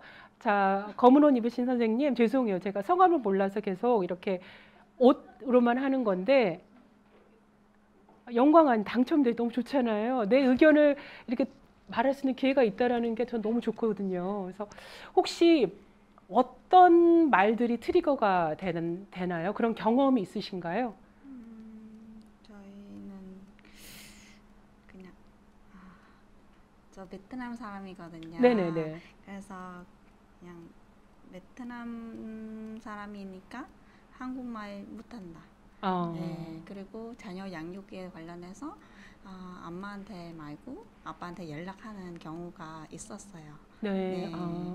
네. 그럴 때는 좀 약간 좀 이해가 안 된 때가 있고. 그렇죠. 네. 근데 왜 나한테 연락 한번 도전 안 해보신지 그것도 생각했어요. 뭐 다문화 가정이니까 한국말 안 될 수도 있지만 도전해보고 안 되면 그때 다음 남편한테 아니면 그쵸. 다음 보호자한테 연락하면 네. 좋은데 그렇지 않았기 때문에 좀 속상했고. 그렇죠. 네, 그래서 제가 그런 경우는 직접 제가 교사 선생님한테 연락해요. 제가 먼저 해요. 네. 멋지시다. 네. 네. 이제 본인의 베트남 그 백그라운드를 때문에 본인의 의견을 전혀 묻지 않고 곧장 이제 뭐 아이 아빠한테 뭐 가는 이제 자기가 배제가 되는 거잖아요. 이제 그랬을 때 본인은 트리거가 되는 것이고, 그러니까 자기를 알기도 전에 본인을 판단하는 거잖아요. 능력도 부모로서의 그런 양육이 서툴지 않을까, 이제 그런 것들을 이제 판단을 하게 되니까 그게 트리거가 되는 것이고, 이제 그랬을 때는 속상하긴 하지만 본인은 또 그거에 대해서 직접 설명하시고 전화하셔서 대면하는까지는 모르겠지만 전화를 통해서 그 부분은 이제 소통을 하시는 거네요. 그냥 이렇게 아빠한테 이렇게 전화했는데 아빠가 이거 잘 모르니까 제가 전화 드렸다고 얘기해요. 너무 굉장히 효과적인 방법으로 트리거에 대응을 하는 것 같아요. 또 더 나눠주실 분 계세요? 네, 너무 좋아서 더 나눠주실 분 계세요? 혹시 그러면은 저 옆에 계시는 선생님, 본인의 사회적 정체성에 따라서 트리거에 반응하는 게 다르나요?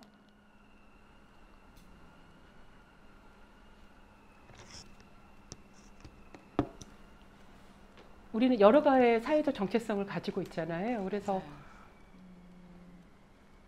지금은 제가 이제 사회복지 쪽 일을 하고 있지만 그 전에는 이제 다른 쪽에서 일을 했었는데, 이제 자기의 어떤 위치, 직급에 따라서 뭔가 같은 상황에도 반응을 하는 게 조금은 다른 것 같아요. 스스로 제어하는 게 지금 내가 이 위치에 있는데 이렇게 여기서 이렇게 반응을 하면 안 되지라는 스스로 컨트롤하는 게 조금 달라지는 것 같아요. 자체적으로 필터링을 좀 더 많이 하냐 덜 하냐 그 차이인 거네요. 네. 본인은 어떤 말들이 그러면 트리거가 되는 거예요? 그러니까 뭐 이런 거죠.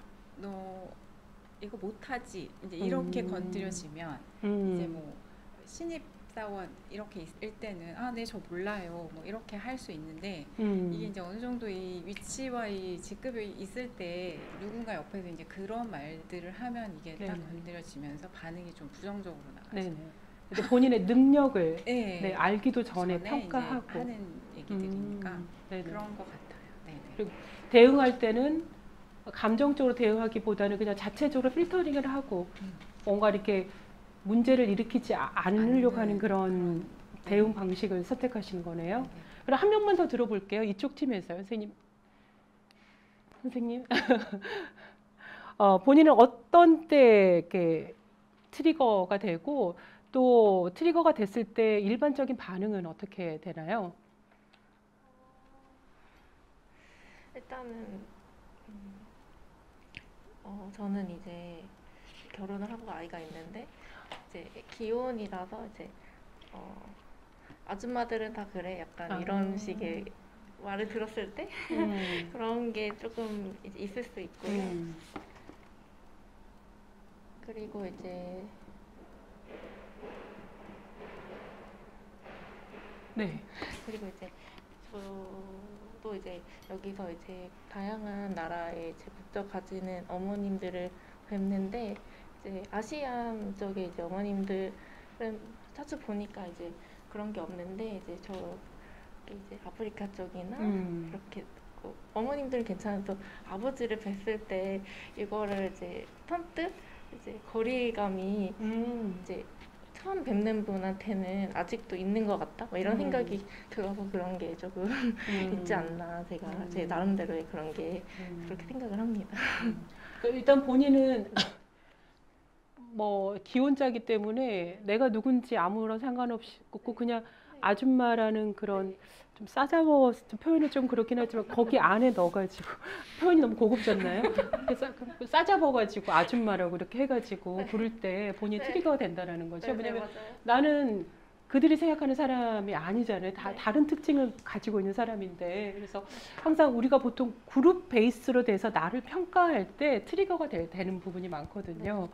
그리고 이제 본인은 직접적으로 대면하거나 아니면 적극적으로 뭐 전화나 이런 걸 통해서 해결하기보다는 좀 주저하는 것들이 좀 많은 것 같아요. 직접적으로 한다기보다는. 네, 저는 대면보다는 이제 저희 이용자들은 전화로 하는 업무들이 많다 보니까 그렇게 하진 않거든요. 근데 이제 대면을 할 때도 이제 다 괜찮은데 제 나름대로의 그런 것들이 이제 건드려지더라고요. 딱 보면은 이제 많이 뵀다고 생각을 했는데도 불구하고 이제 그 이성 이제 쪽으로 뵀을 때는 좀 다른 생각이 들어서 내 안에 뭐가 있나 뭐 이런 생각이 그럴 수 있겠죠. 네네. 그러니까 만약에 내 안에 뭐가 있나 그러면은 그게 사실은 다양성에 대한 지식이 깊어지는 그 출발점이라고 보시면 돼요. 내가 왜 특정 부류의 사람 아니 그룹의 사람한테 불편함을 느끼는가? 그게 내가 그들한테 가지고 있는 고정관념 편견인가? 이렇게 좀 질문을 하면서 그걸 풀어가실 수 있는 것도 하나의 좋은 방법 같아요. 그러면은 사실 저 같은 경우는 뭐 제가 특권을 누리는 그런 사회적 정체성이 있을 때는 좀 입을 다무는 것 같아요. 하지만 내가 뭔가 억압됐다고 생각될 때는 굉장히 그거를 저는 주로 이제 글을 쓰는 일을 많이 하기 때문에 글로써 굉장히 강력하게 좀 강한 단어들을 쓰는 경우가 있더라고요.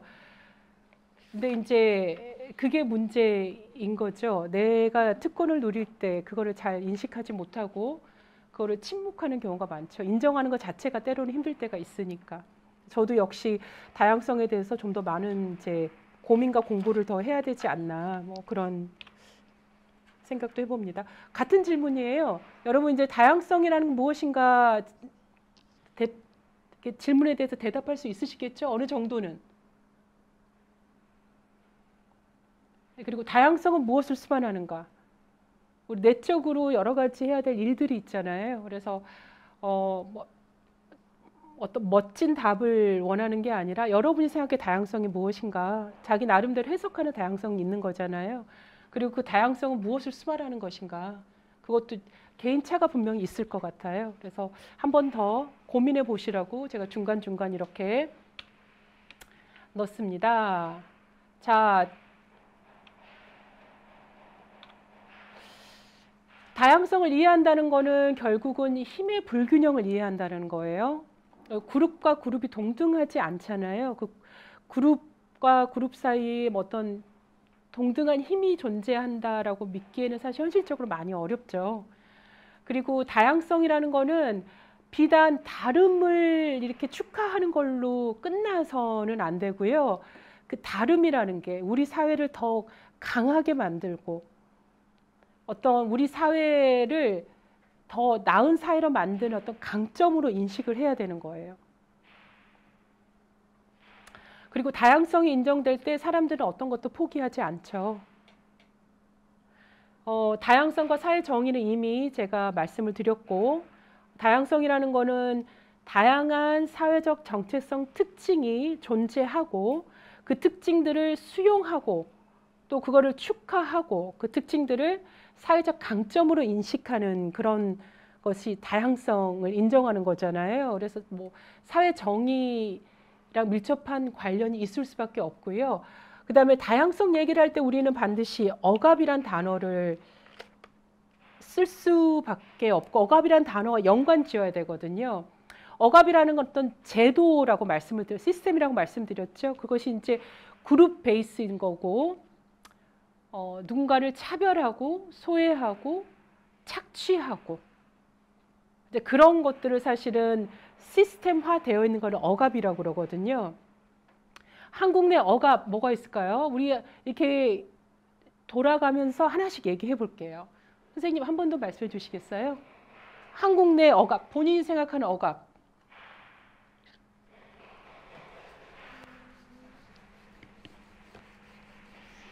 한국인들은 빨라야 되고 부지런해야 된다는. 네, 한국인들은 빠르고 그렇지 못한 사람들이 네네네. 스트레스를 많이 받겠죠. 네.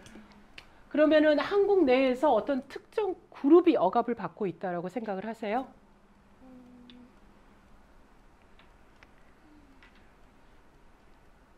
그냥 제 개인적으로는 그 사회적 소수에 계시는 분들이 아직 이제 인정을 받지 못하는 사회가 아닌가 싶어요, 저는. 동성이라든지 이제 어디요? 동성애, 네네, 성소수자. 성소수자.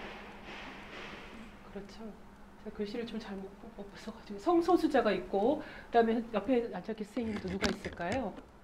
제가 성소수자를 생각하고 있었는데 안타깝습니다. 먼저 물어봤어야 되는 건데.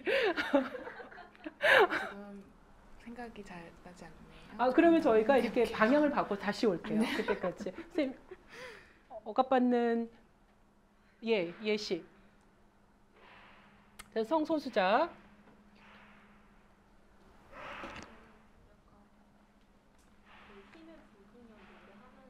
네. 의사랑 간호사 이렇게 협회 싸우잖아요. 네네네. 근데 간호사 수가 좀 많음에도 불구하고 조금 더 의사 협회 더 강하니까 그쵸. 저는 약간 더 이런 억압 있는 것 같긴 해요. 그쵸. 이거는 계급의 문제일 수도 있는 거잖아요. 그쵸. 의사가 간호사보다 계급적으로 사실 높잖아요.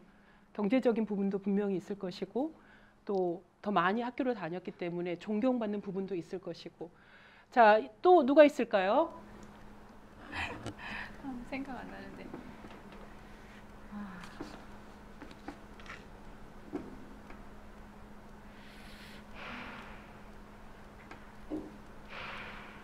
시간을 더 드릴까요? 네. 그러면은 저기 마지막 선생님. 누가 억압받는다고 생각해요? 그 예를 들 수 있어요?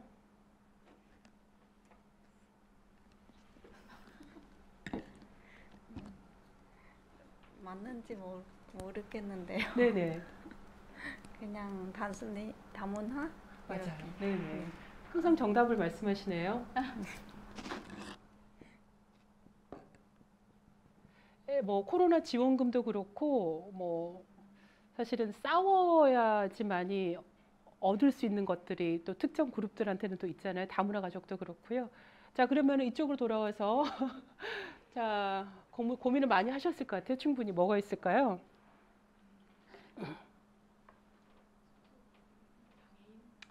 장애인, 그쵸? 또 뺏겼나요? 어떡하지? 매번 뺏기네. 장애인. 성차별, 예. 네. 뺏기지 않고 잘 하셨습니다. 저는 그거 예를 들고 싶어요. 그 대구에서 무슬림 사원 건립된다고 그랬을 때 그 앞에서 지역 주민들이 돼지고기를 바베큐 해 먹고 그랬던 거 혹시 뭐 기사 몇 번 한 번으로 끝난 게 아니었고 두 번인가 됐던 거 두세 번 됐던 것 같은데 그건 종교적 억압인 거잖아요. 그리고 뭐 기혼자의 뭐 힘든 점은 말씀하셨는데 우리 마음충, 전세충 이런 단어들 폄하하는 거잖아요. 그렇죠? 이거는 그 사람의 이코노미 클래스로 기준해서 전세충, 또 엄마들, 맘충 이런 단어들 이런 것도 사실은 억압의 예거든요. 그래서 우리가 굉장히 이런 단어들이 사실은 그냥 쓰고는 있지만 일상생활에서 우리도 억압받는 대상이 될 수도 있고 때로는 우리도 모르게 누군가를 억압할 수도 있거든요. 그리고 다문화 가족 아이들이 학교에서 가끔 따돌림을 당한다는 그런 논문들도 많이 좀 봤었거든요. 그래서 그런 부분들도 여기 한국 내 억압에 들어갈 수가 있을 것 같아요. 뭐 나는 더 나눠주고 싶다. 다음 슬라이드로 못 넘기겠다. 이러신 분 계세요? 뭐 다 됐어요? 네. 그리고 또 사실은 이건 어때요? 미혼모. 글씨가 좀 그런데 미혼부. 우리는 엄마, 아빠, 그다음에 아이는 한두 명 정도가 있는 거를 규범적인 가정, 노모티브라고 그러거든요. 그러니까 기준이 되는 가정이잖아요. 그 기준에 되는 가정의 틀에서 벗어난 모든 사람들은 억압을 받을 수가 없거든요. 그래서 알게 모르게 굉장히 억압받는 사람들이 사회에는 많아요. 그래서 여러분께서 이제 이것들을 무의식에서 의식으로 끌어올리셔야 돼요. 제가 이렇게 예를 들어줬을 때 다 고개를 끄덕끄덕이시잖아요. 그래서 이제 알고 있지만 이거를 이제 의식의 수준으로 끌어올리셔야 되는 게 바로 뭐 자아성찰, 뭐 의식고양, 뭐 이런 식의 용어를 통해서 가능하거든요. 다음 다음으로 가도 될까요? 자, 억압의 순위는 없다. 동의하시나요? 이 개념이 무엇을 의미한다고 생각하시나요? 억압이라는 항상 제도가 있는 거예요. 개인이 개인을 막 못 살게 굴고 말을 하는 게 아니라 그룹 베이스인 거예요. 그 그룹의 어떤 특징이 있는 것이고 그것들을 부인하거나 그것들이 표현되지 못하도록 하고 사회에서 이렇게 드러나지 못하게 하는 것도 역시 억압이거든요. 억압의 순위는 없다. 어떻게 생각하세요? 맞나요?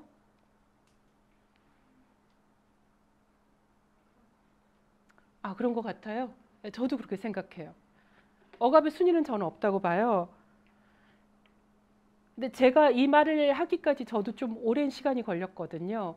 저한테 민감하게 다가오는 부분, 그것에는 저는 굉장히 목소리를 높이는 편이지만 말했듯이 제가 특권을 누리는 부분, 내가 억압받지 않는 부분은 상당히 모르면서 지나가는 경우가 많거든요. 그래서 마치 내가 억압받은 부분이 제일 중요한 것처럼 여길 때가 있는데 모든 억압은 동등한 질량으로 중요하다는 거예요.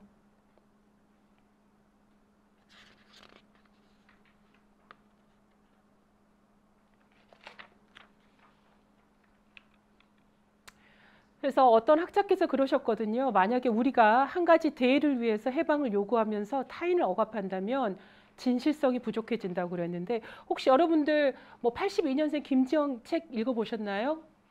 그 책 읽고 여러분은 이 억압을 적용을 하신다면 어떻게 해석을 하시겠어요? 그 김지영의 상황과 그런 것들이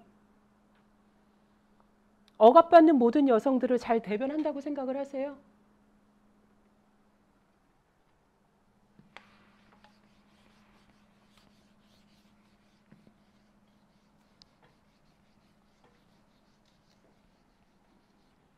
그러니까 페미니즘이라든지 여성운동 하시는 분들이 자주 비난을 받는 것 중에 하나가 중산층의 페미니즘을 대변한다는 그런 얘기를 많이 들어요. 김지영도 마찬가지로 제가 김지영 이 책을 서평을 할 기회가 있었거든요. 근데 이 여자 주인공 부모님이 나름 뭐 어릴 적에는 힘들게 사셨지만 경제적으로 안정된 그런 삶을 나중에는 살게 되셨고 가게도 운영하고 죽집도 운영하시고 잘 됐었고 또 김지영은 4년제 대학을 졸업했고 나름 광고 회사에 취직을 하고 자기를 이해해주는 남편을 만나고 가사 일에 나름 적극적인 남편이었잖아요. 그 남편이. 근데 모든 여성들이 이런 것들을 누리고 살진 않잖아요.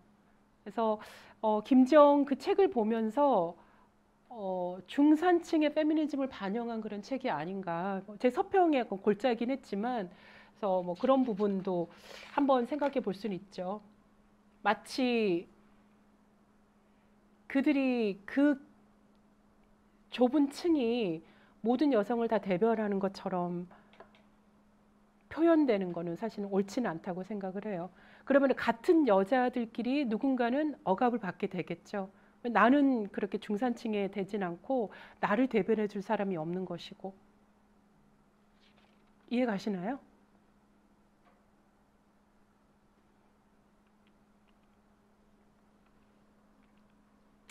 그리고 모든 종류의 억압은 서로 연결되어 있습니다. 교차성 기억나시죠? 그리고 억압에 맞서는 거는 모두에게 유익하고 종종 우리가 특권을 누리는 사람들을 많이 비난하는 경향이 있어요. 근데 이 비난하는 거는 도움이 되지 않아요. 만약에 우리가 특권을 누린다면 그 특권을 어떻게 활용할 것인가를 논의해 볼 필요가 있지 특권을 누린다는 것으로 인해서 그 사람을 비난하고 또 그 사람을 비난받아야 된다는 거는 생산적인 결과를 나오지는 못하는 것 같아요.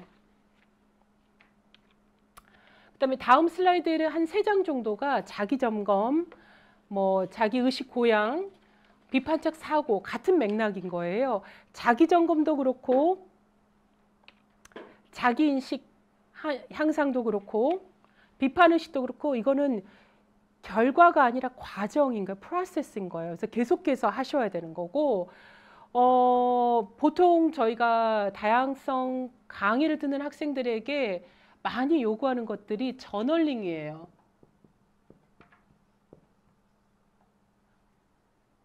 사회 어떤 특정 주제를 가지고 계속해서 저널을 써가는 거예요. 그리고 내가 만약에 글재주가 없고 글 쓰는 게 힘들다 그럼 포토 에세이를 쓰시는 분들도 계시거든요.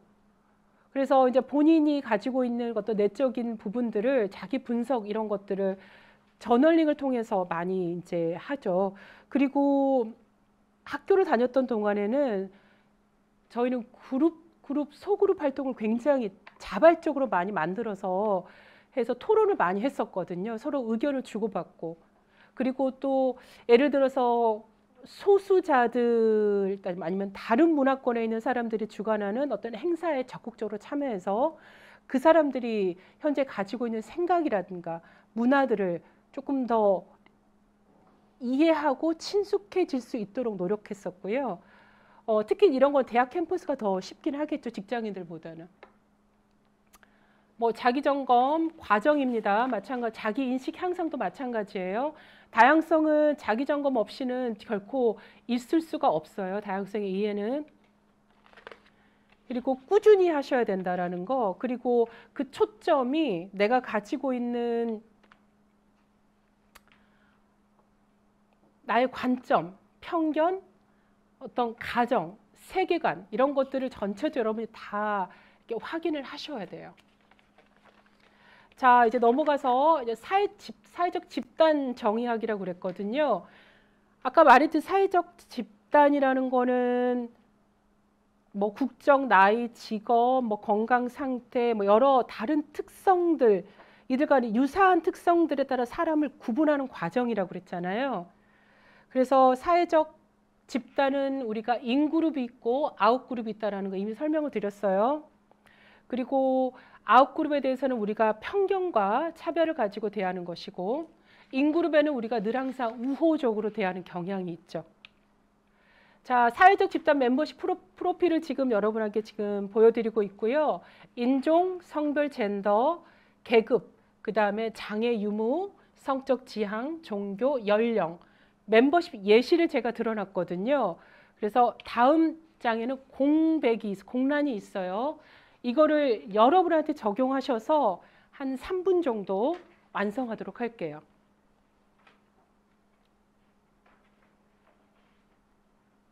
내가 해당하는 인종, 성별, 젠더, 신체적, 정신적, 발달 장애, 비장애 정도, 유무, 성적 지향, 종교, 연령. 혹시 제가 예로 드러났던 것들에 포함되지 않더라도 여러분께서 포함시키고 싶다고 하시는 거는 뭐 적극적으로 포함하셔도 되고요.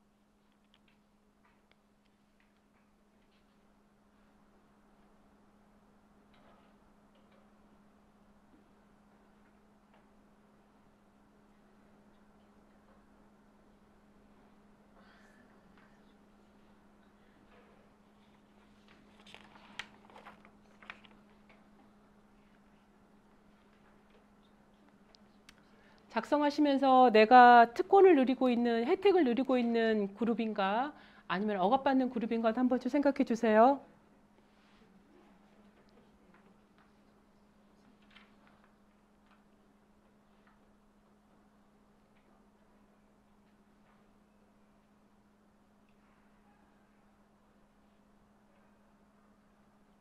저희가 하고 있는 이런 그 엑서사이즈는 결국은 무의식에 있는 그런 생각들을 의식으로 지금 끌어올리는 그런 작업인 거예요.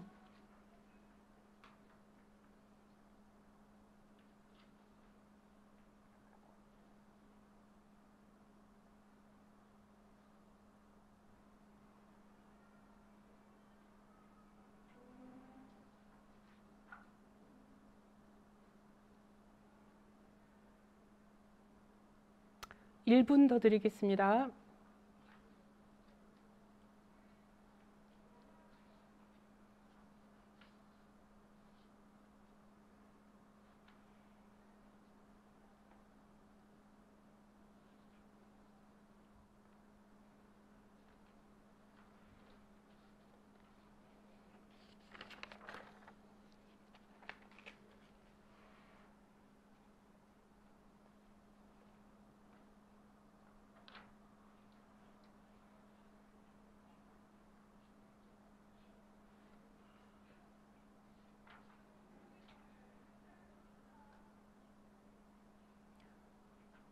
다 마치셨나요? 마치셨다는 거 가정하고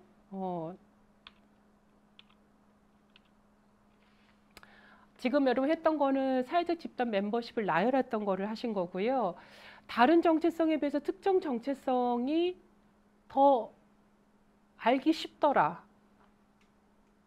그랬다면 그 이유가 뭘까요? 작성하다 보면 어떤 거는 술술술 나오는 게 있고 어떤 거는 좀 시간이 좀 걸렸나? 이런 것들이 좀 있었어요. 그 차이는 뭐라고 생각하세요? 선생님 어떻게 생각하세요?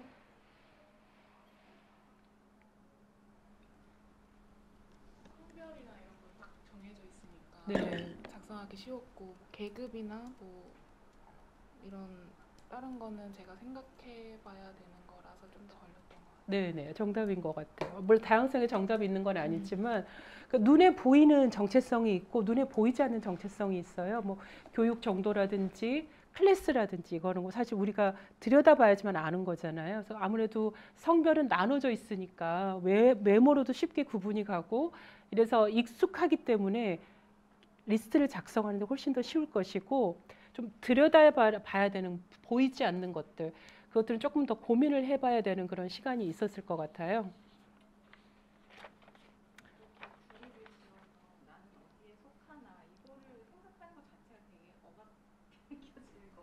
아, 스트레스구나. 이게 혹시 아까 제가 이제 다문화 가족 사회 관리를 담당하고 있는데 네네네. 그분들 오실 때도 이제 뭐 상담 진행하면서 이 가족은 뭐 한부모 가족인지 네네. 뭐 미혼 가족인지 이런 걸 이렇게 다 나눠서 뭔가 이렇게 분류를 하잖아요. 그쵸, 그쵸. 이런 작업 자체가 조금은 되게 불편한 작업이에요.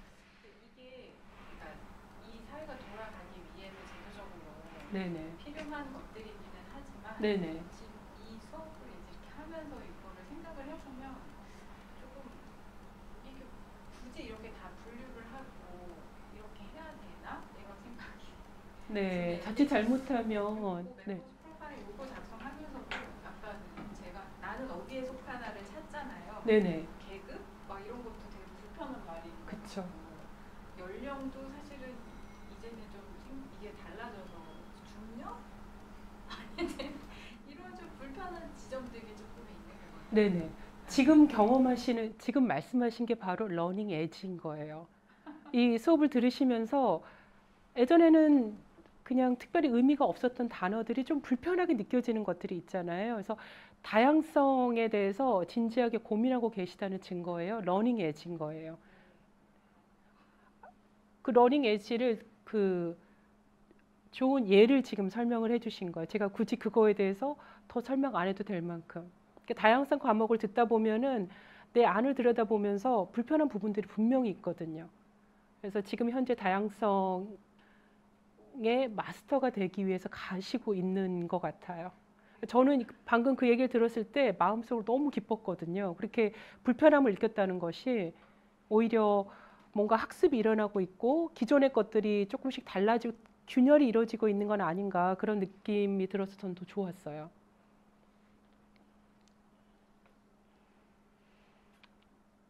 특권이란 무엇인가 일단은 제가 정리하지 않고 여러분한테 공을 던질게요. 선생님, 특권이 뭐라고 생각하세요? 아까도 설명해 주셔가지고 네, 그거에 좀 동의를 하고 네네. 노력하지 않아도 내가 당연히 누릴 수 있는 환경이 주어진다는 게 가장 큰 특징인 것 같아요. 본인은 지금 현재 특권을 누리고 있는 부분이 있다고 생각하세요?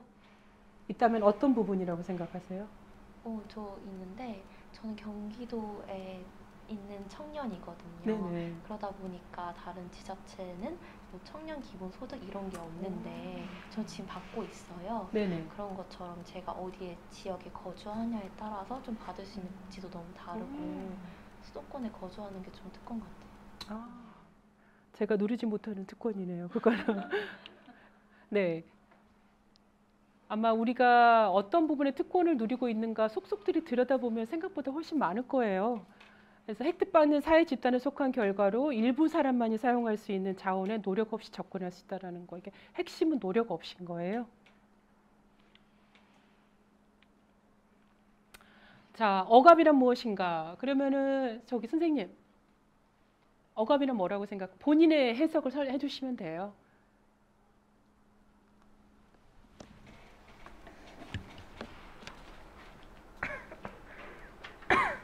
죄송해요.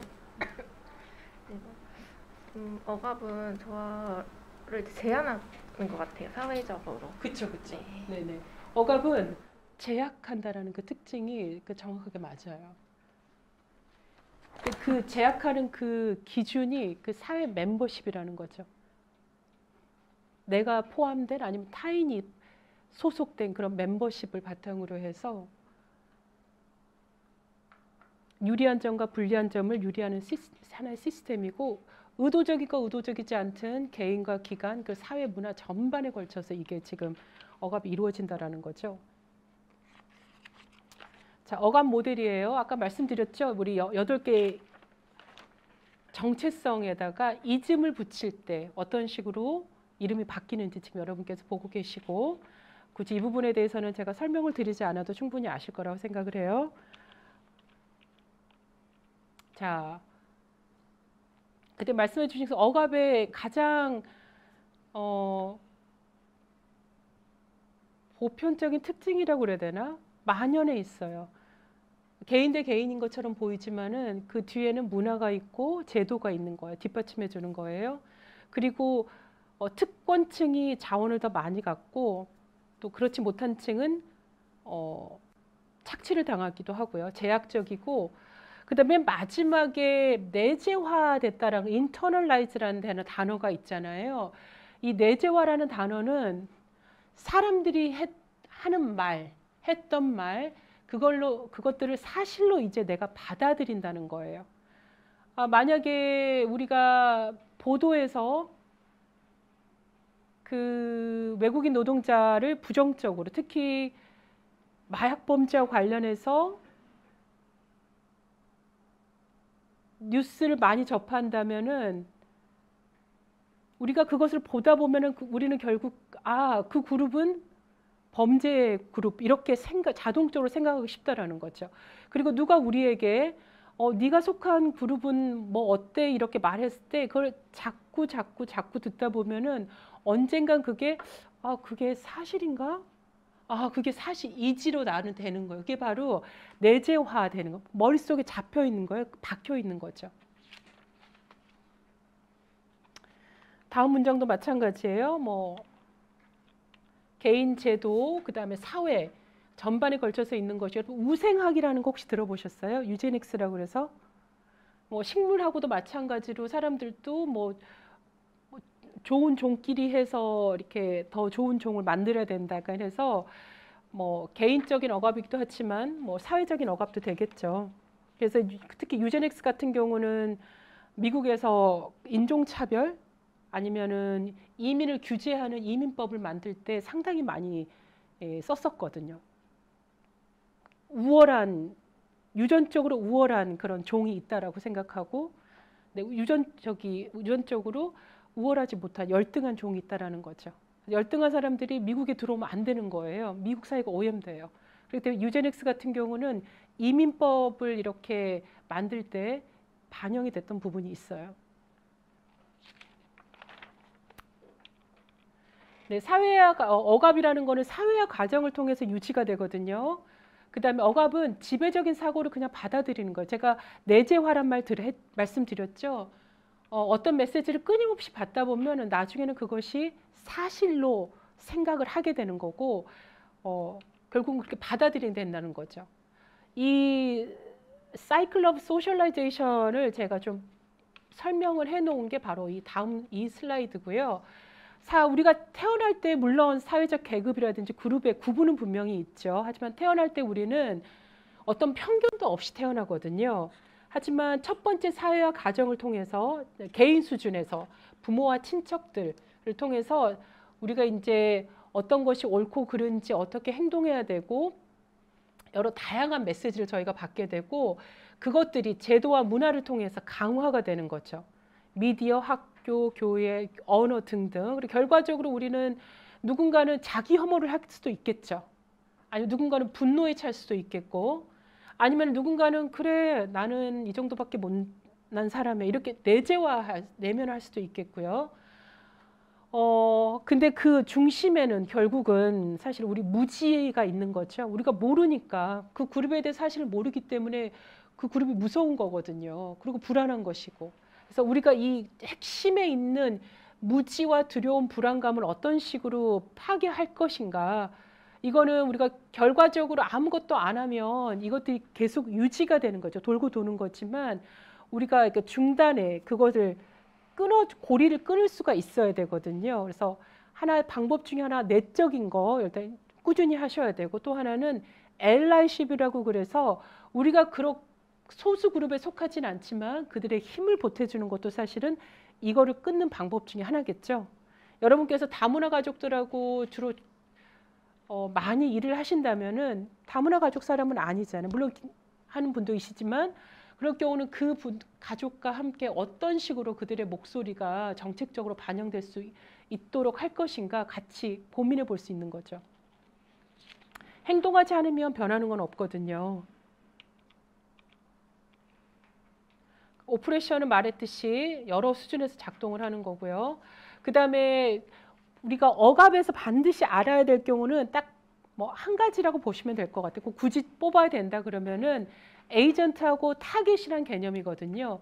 에이전트는 지배 그룹, 그 다음에 유리한 위치에 있는 그룹, 혜택을 받는 그룹이고, 타깃은 억압받는 그룹, 착취받는 그룹, 차별받는 그룹을 타깃이라고 그러거든요.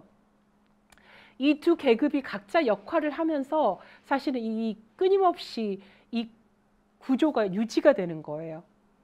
타깃 그룹은 아무것도 하지 않고 종속되어 있으면서 유지가 되는 것이고, 에이전트 그룹은 그런 사람들 끊임없이 착취하면서 그 구조를 유지해 가는 것이고요. 수직, 수평, 억압이 있는데요. 수직이라는 거는 예를 들어서 한국 사람이 뭐 이주 노동자 이렇게 억압한다고 해요. 남자가 여자, 힘이 있는 사람이 힘이 없는 사람, 강자가 약자, 소수자를 억압하는 거고, 그 다음에 이 수평 억압이라고 있죠. 이 수평 억압은 같은 기준의 사람끼리 사실 하는 거예요. 예를 들어서 예전에 LA 폭동 혹시 아세요? 혹시 들어보셨어요? 아니면 코로나 때문에 아시아인들이 타겟이 됐잖아요. 근데 아시안을 타겟을 했던 주 사람들이 흑인이었죠. 미국에서. 뉴욕에서 뭐 지하철에서 아니면은 뭐 가게 앞에서 이렇게 같은 피지배자라고 그래야 되나? 들끼리 하는 거를 수직 억압이라고, 수평 억압이라고 그러는 거예요. 그러니까 이렇게 보면은 그 누구도 억압자가 될 수 있다라는 거죠. 어떻게 보면. 억압의 매트릭스는 제가 정리를 좀 했고요. 경계선의 중간에 있는 것들이 있고, 특권 집단이 있고, 타깃이 있고, 그 다음에 거기 맨 마지막에는 이즘, 주의가 있는 거고요.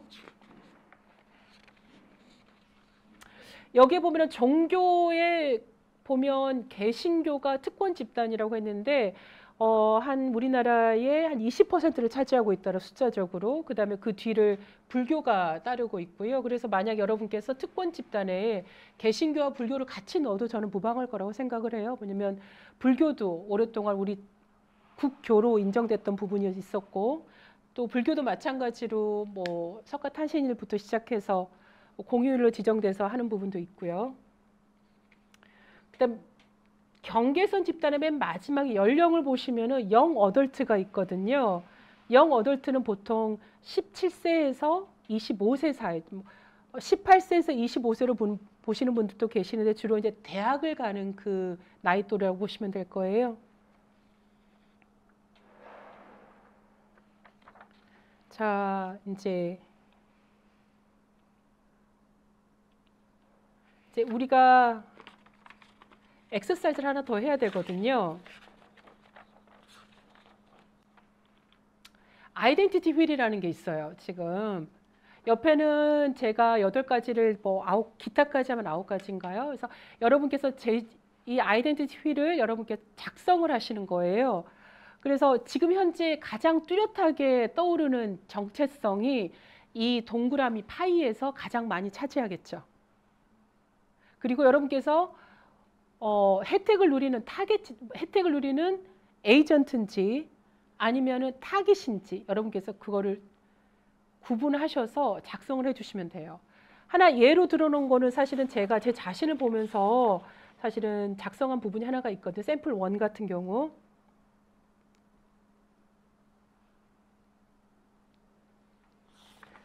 자, 여러분 연습 문제거든요. 지금 아이덴티티 휠 공백으로 계란처럼 보이는 거 있으시죠? 그 부분을 여러분께서 채워주셨으면 좋겠어요. 지금 현재 가장 쉽게 가장 많이 떠오르는 그런 정체성이 파이에서 가장 많은 양을 차지하겠죠?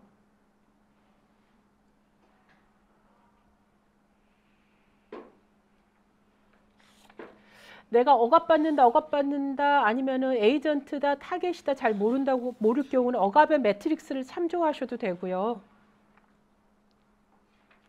때로는 억압받기도 하지만 혜택받는 그룹일 수도 있거든요. 그러니까 본인이 느끼시는 거를 작성하시면 돼요.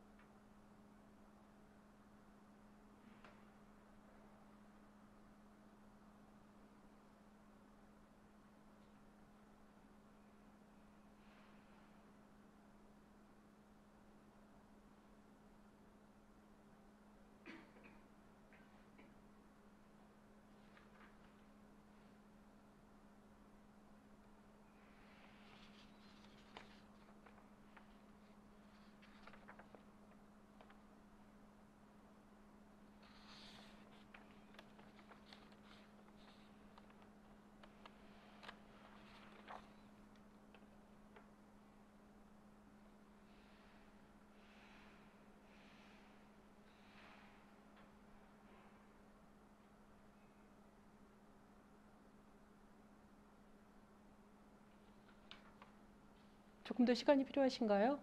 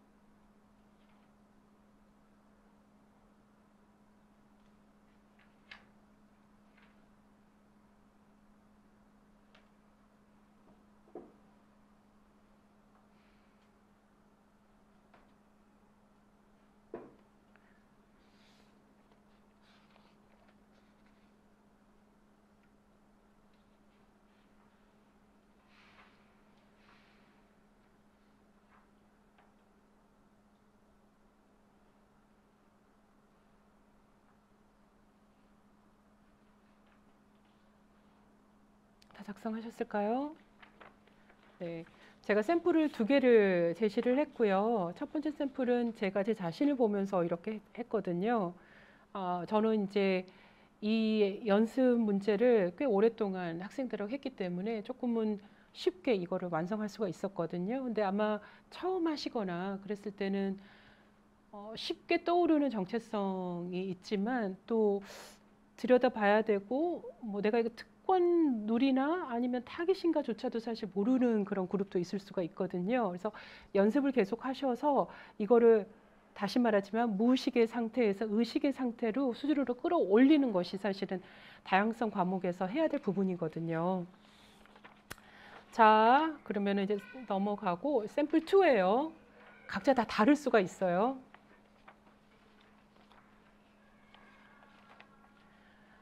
그다음에 다음 중대 사건 인식 인벤토리라는 게 있어요. 사실은 이것 역시 마찬가지로 우리가 우리의 사회적 정체성과 그 정체성과 함께 오는 특권과 억압을 이해하기 위해서 하는 엑서사이즈 중에 하나거든요.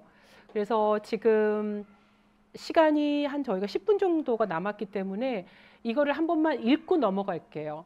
보통 이거를 가지고 저희가 뭐 20분 정도 학교 수업 같은 경우 토론을 하거든요. 그래서 첫 번째, 당신의 사회 집단 멤버십이 당신이 받을 대우에 영향을 미친다는 것을 처음 알게 된 시점. 사람들이 나를 다르게 대하고 있구나. 이 멤버십 때문에. 두 번째는 당신의 사회적 집단 멤버십이 다른 사회 집단 구성원이 누리지 못하는 특권을 당신에게 부여한다는 것을 인식한 시점. 쟤는 안 되는데 나는 되네. 3번, 당신의 사회 집단 멤버십이 다른 사람들이 즐기는 특권을 당신에게 제한한다는 것을 인식한 시점. 4번, 당신의 우위적 정체성 중 하나가 타겟 정체성의 영향을 완화시킨다는 걸 알게 된 시점. 여러 타겟 정체성을 가지고 있음으로써 억압의 경험이 강화되는 것을 인식한 시점. 6번, 여러 우위적 정체성을 가지고 있음으로써 특권 경험이 강화되는 것을 인식한 시점. 7번, 당신이 속하지 않은 타겟 집단 구성원의 억압에 함께 가담한 경우. 8번, 당신의 타겟 사회 집단 구성원에 대한 억압적인 행동을 당신이 속한 타겟 집단의 구성원의 억압적인 행동을 지지하거나 함께 가담한 경우. 당신이 타겟 집단 구성원을 지지하거나 억압에 대항한 때, 당신이 어떤 사회 집단의 구성원으로서 자부심을 느끼고 그 집단 내에서 배려를 받았던 경우.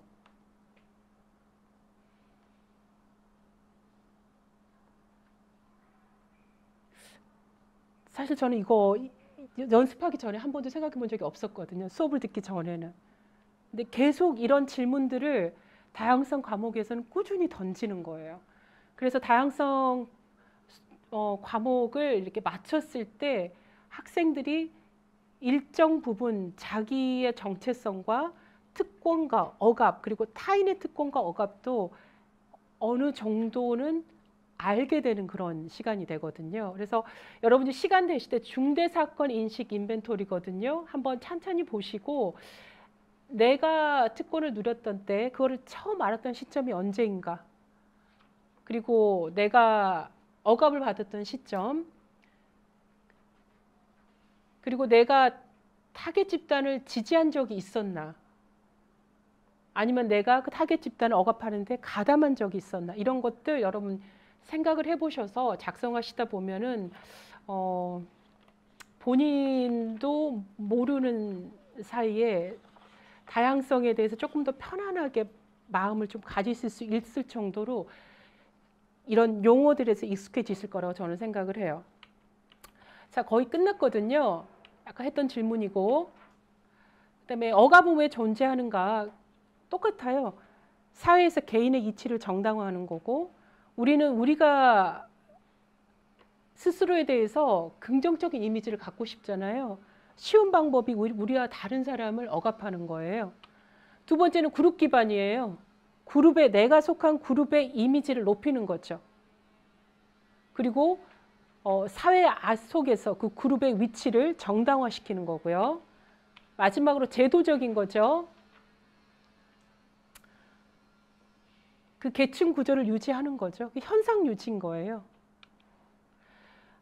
마지막으로 변화를 위한 노력이 있어요. 말했듯이 의식 고양, 그게 아주 기본적으로 가야 되는 것이고, 그다음에 질문하기예요.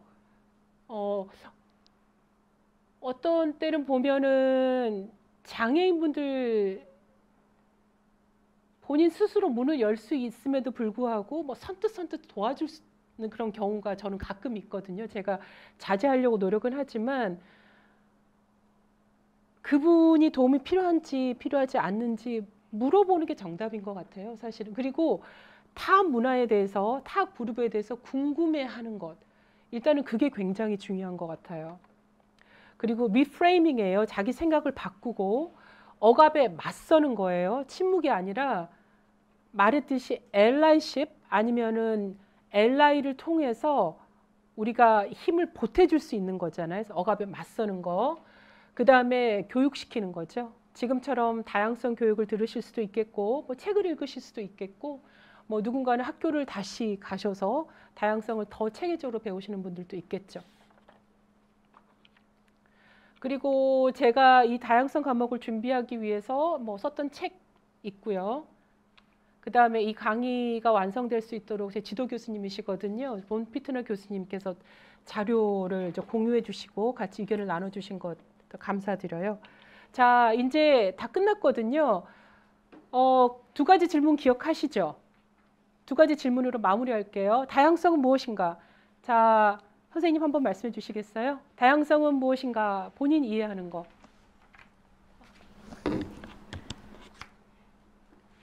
끝까지 괴롭혀 막 이러는 거 아니에요? 다양성이랑 나를 가지고 있는 여러 가지 요소들. 그렇죠. 근데 이제 우리가 다양성이라는 거는 사회적 맥락에서 봐야 되기 때문에 우리가 사회적 정체성, 사회 속에서 우리, 나를 아는 거죠. 그러면 우리가 다양성을 이해하기 위해서 알아야 될 건 뭐라고 생각하세요? 그 옆에 선생님. 다양성을 위해서 우리가 알아야 할 거.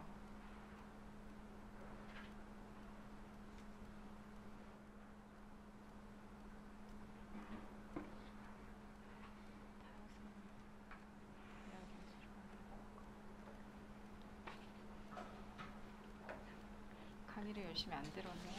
열심히 들으셨어요. 제가 보면 알죠. 다양성을 알아야 할 거. 억압이 뭐고? 네. 뭐였지 하나가 기억이 안 나. 억압이 무엇이고? 특권이 무엇인지 뭔가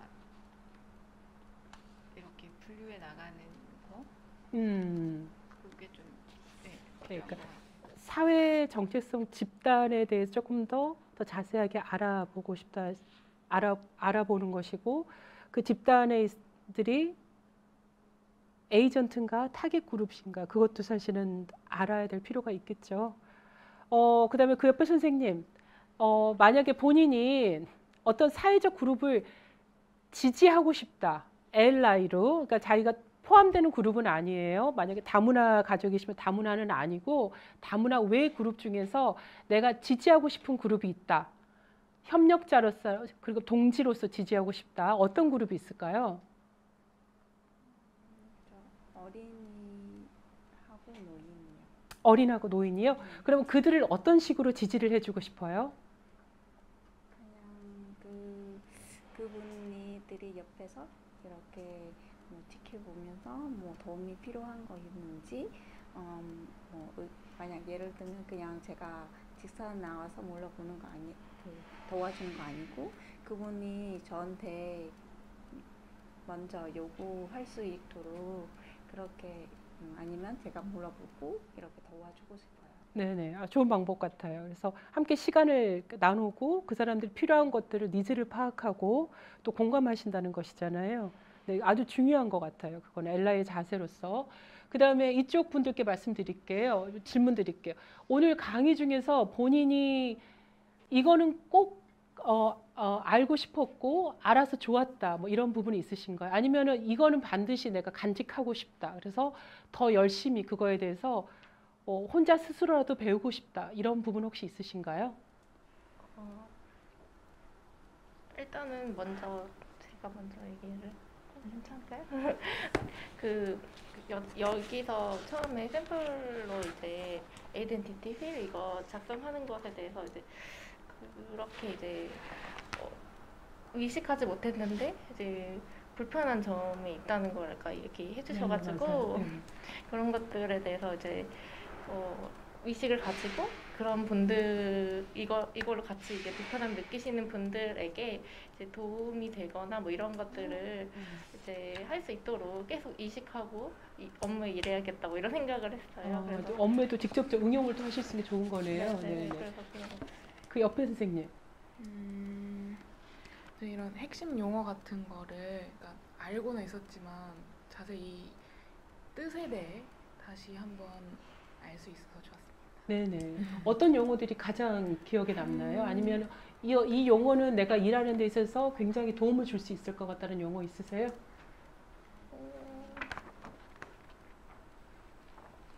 다이지 않을까. 다. 네. 네, 정답입니다. 네, 여러분 지금 수업 시간이 다 됐고요. 긴 시간 사실 그 쉬는 시간도 거의 없었는데 잘 들어주시고 경청해주시고 참여해주셔서 너무 감사드려요. 그리고 저는 개인적으로 무엇보다도 이렇게 불편했다는 말을 들었을 때, 저는 굉장히 기분이 좋았어요. 지금 뭔가 내적으로 기존의 것들이 균열이 있다라는 뜻이기 때문에 저는 좋은 사인이라고 생각을 하거든요. 그래서 그것들을 좀 계속 붙들고 나가시다 보면은 더 많이 배우실 것 같아요. 그래서 너무나 감사드리고 수고 너무 많으셨습니다. 네, 감사합니다.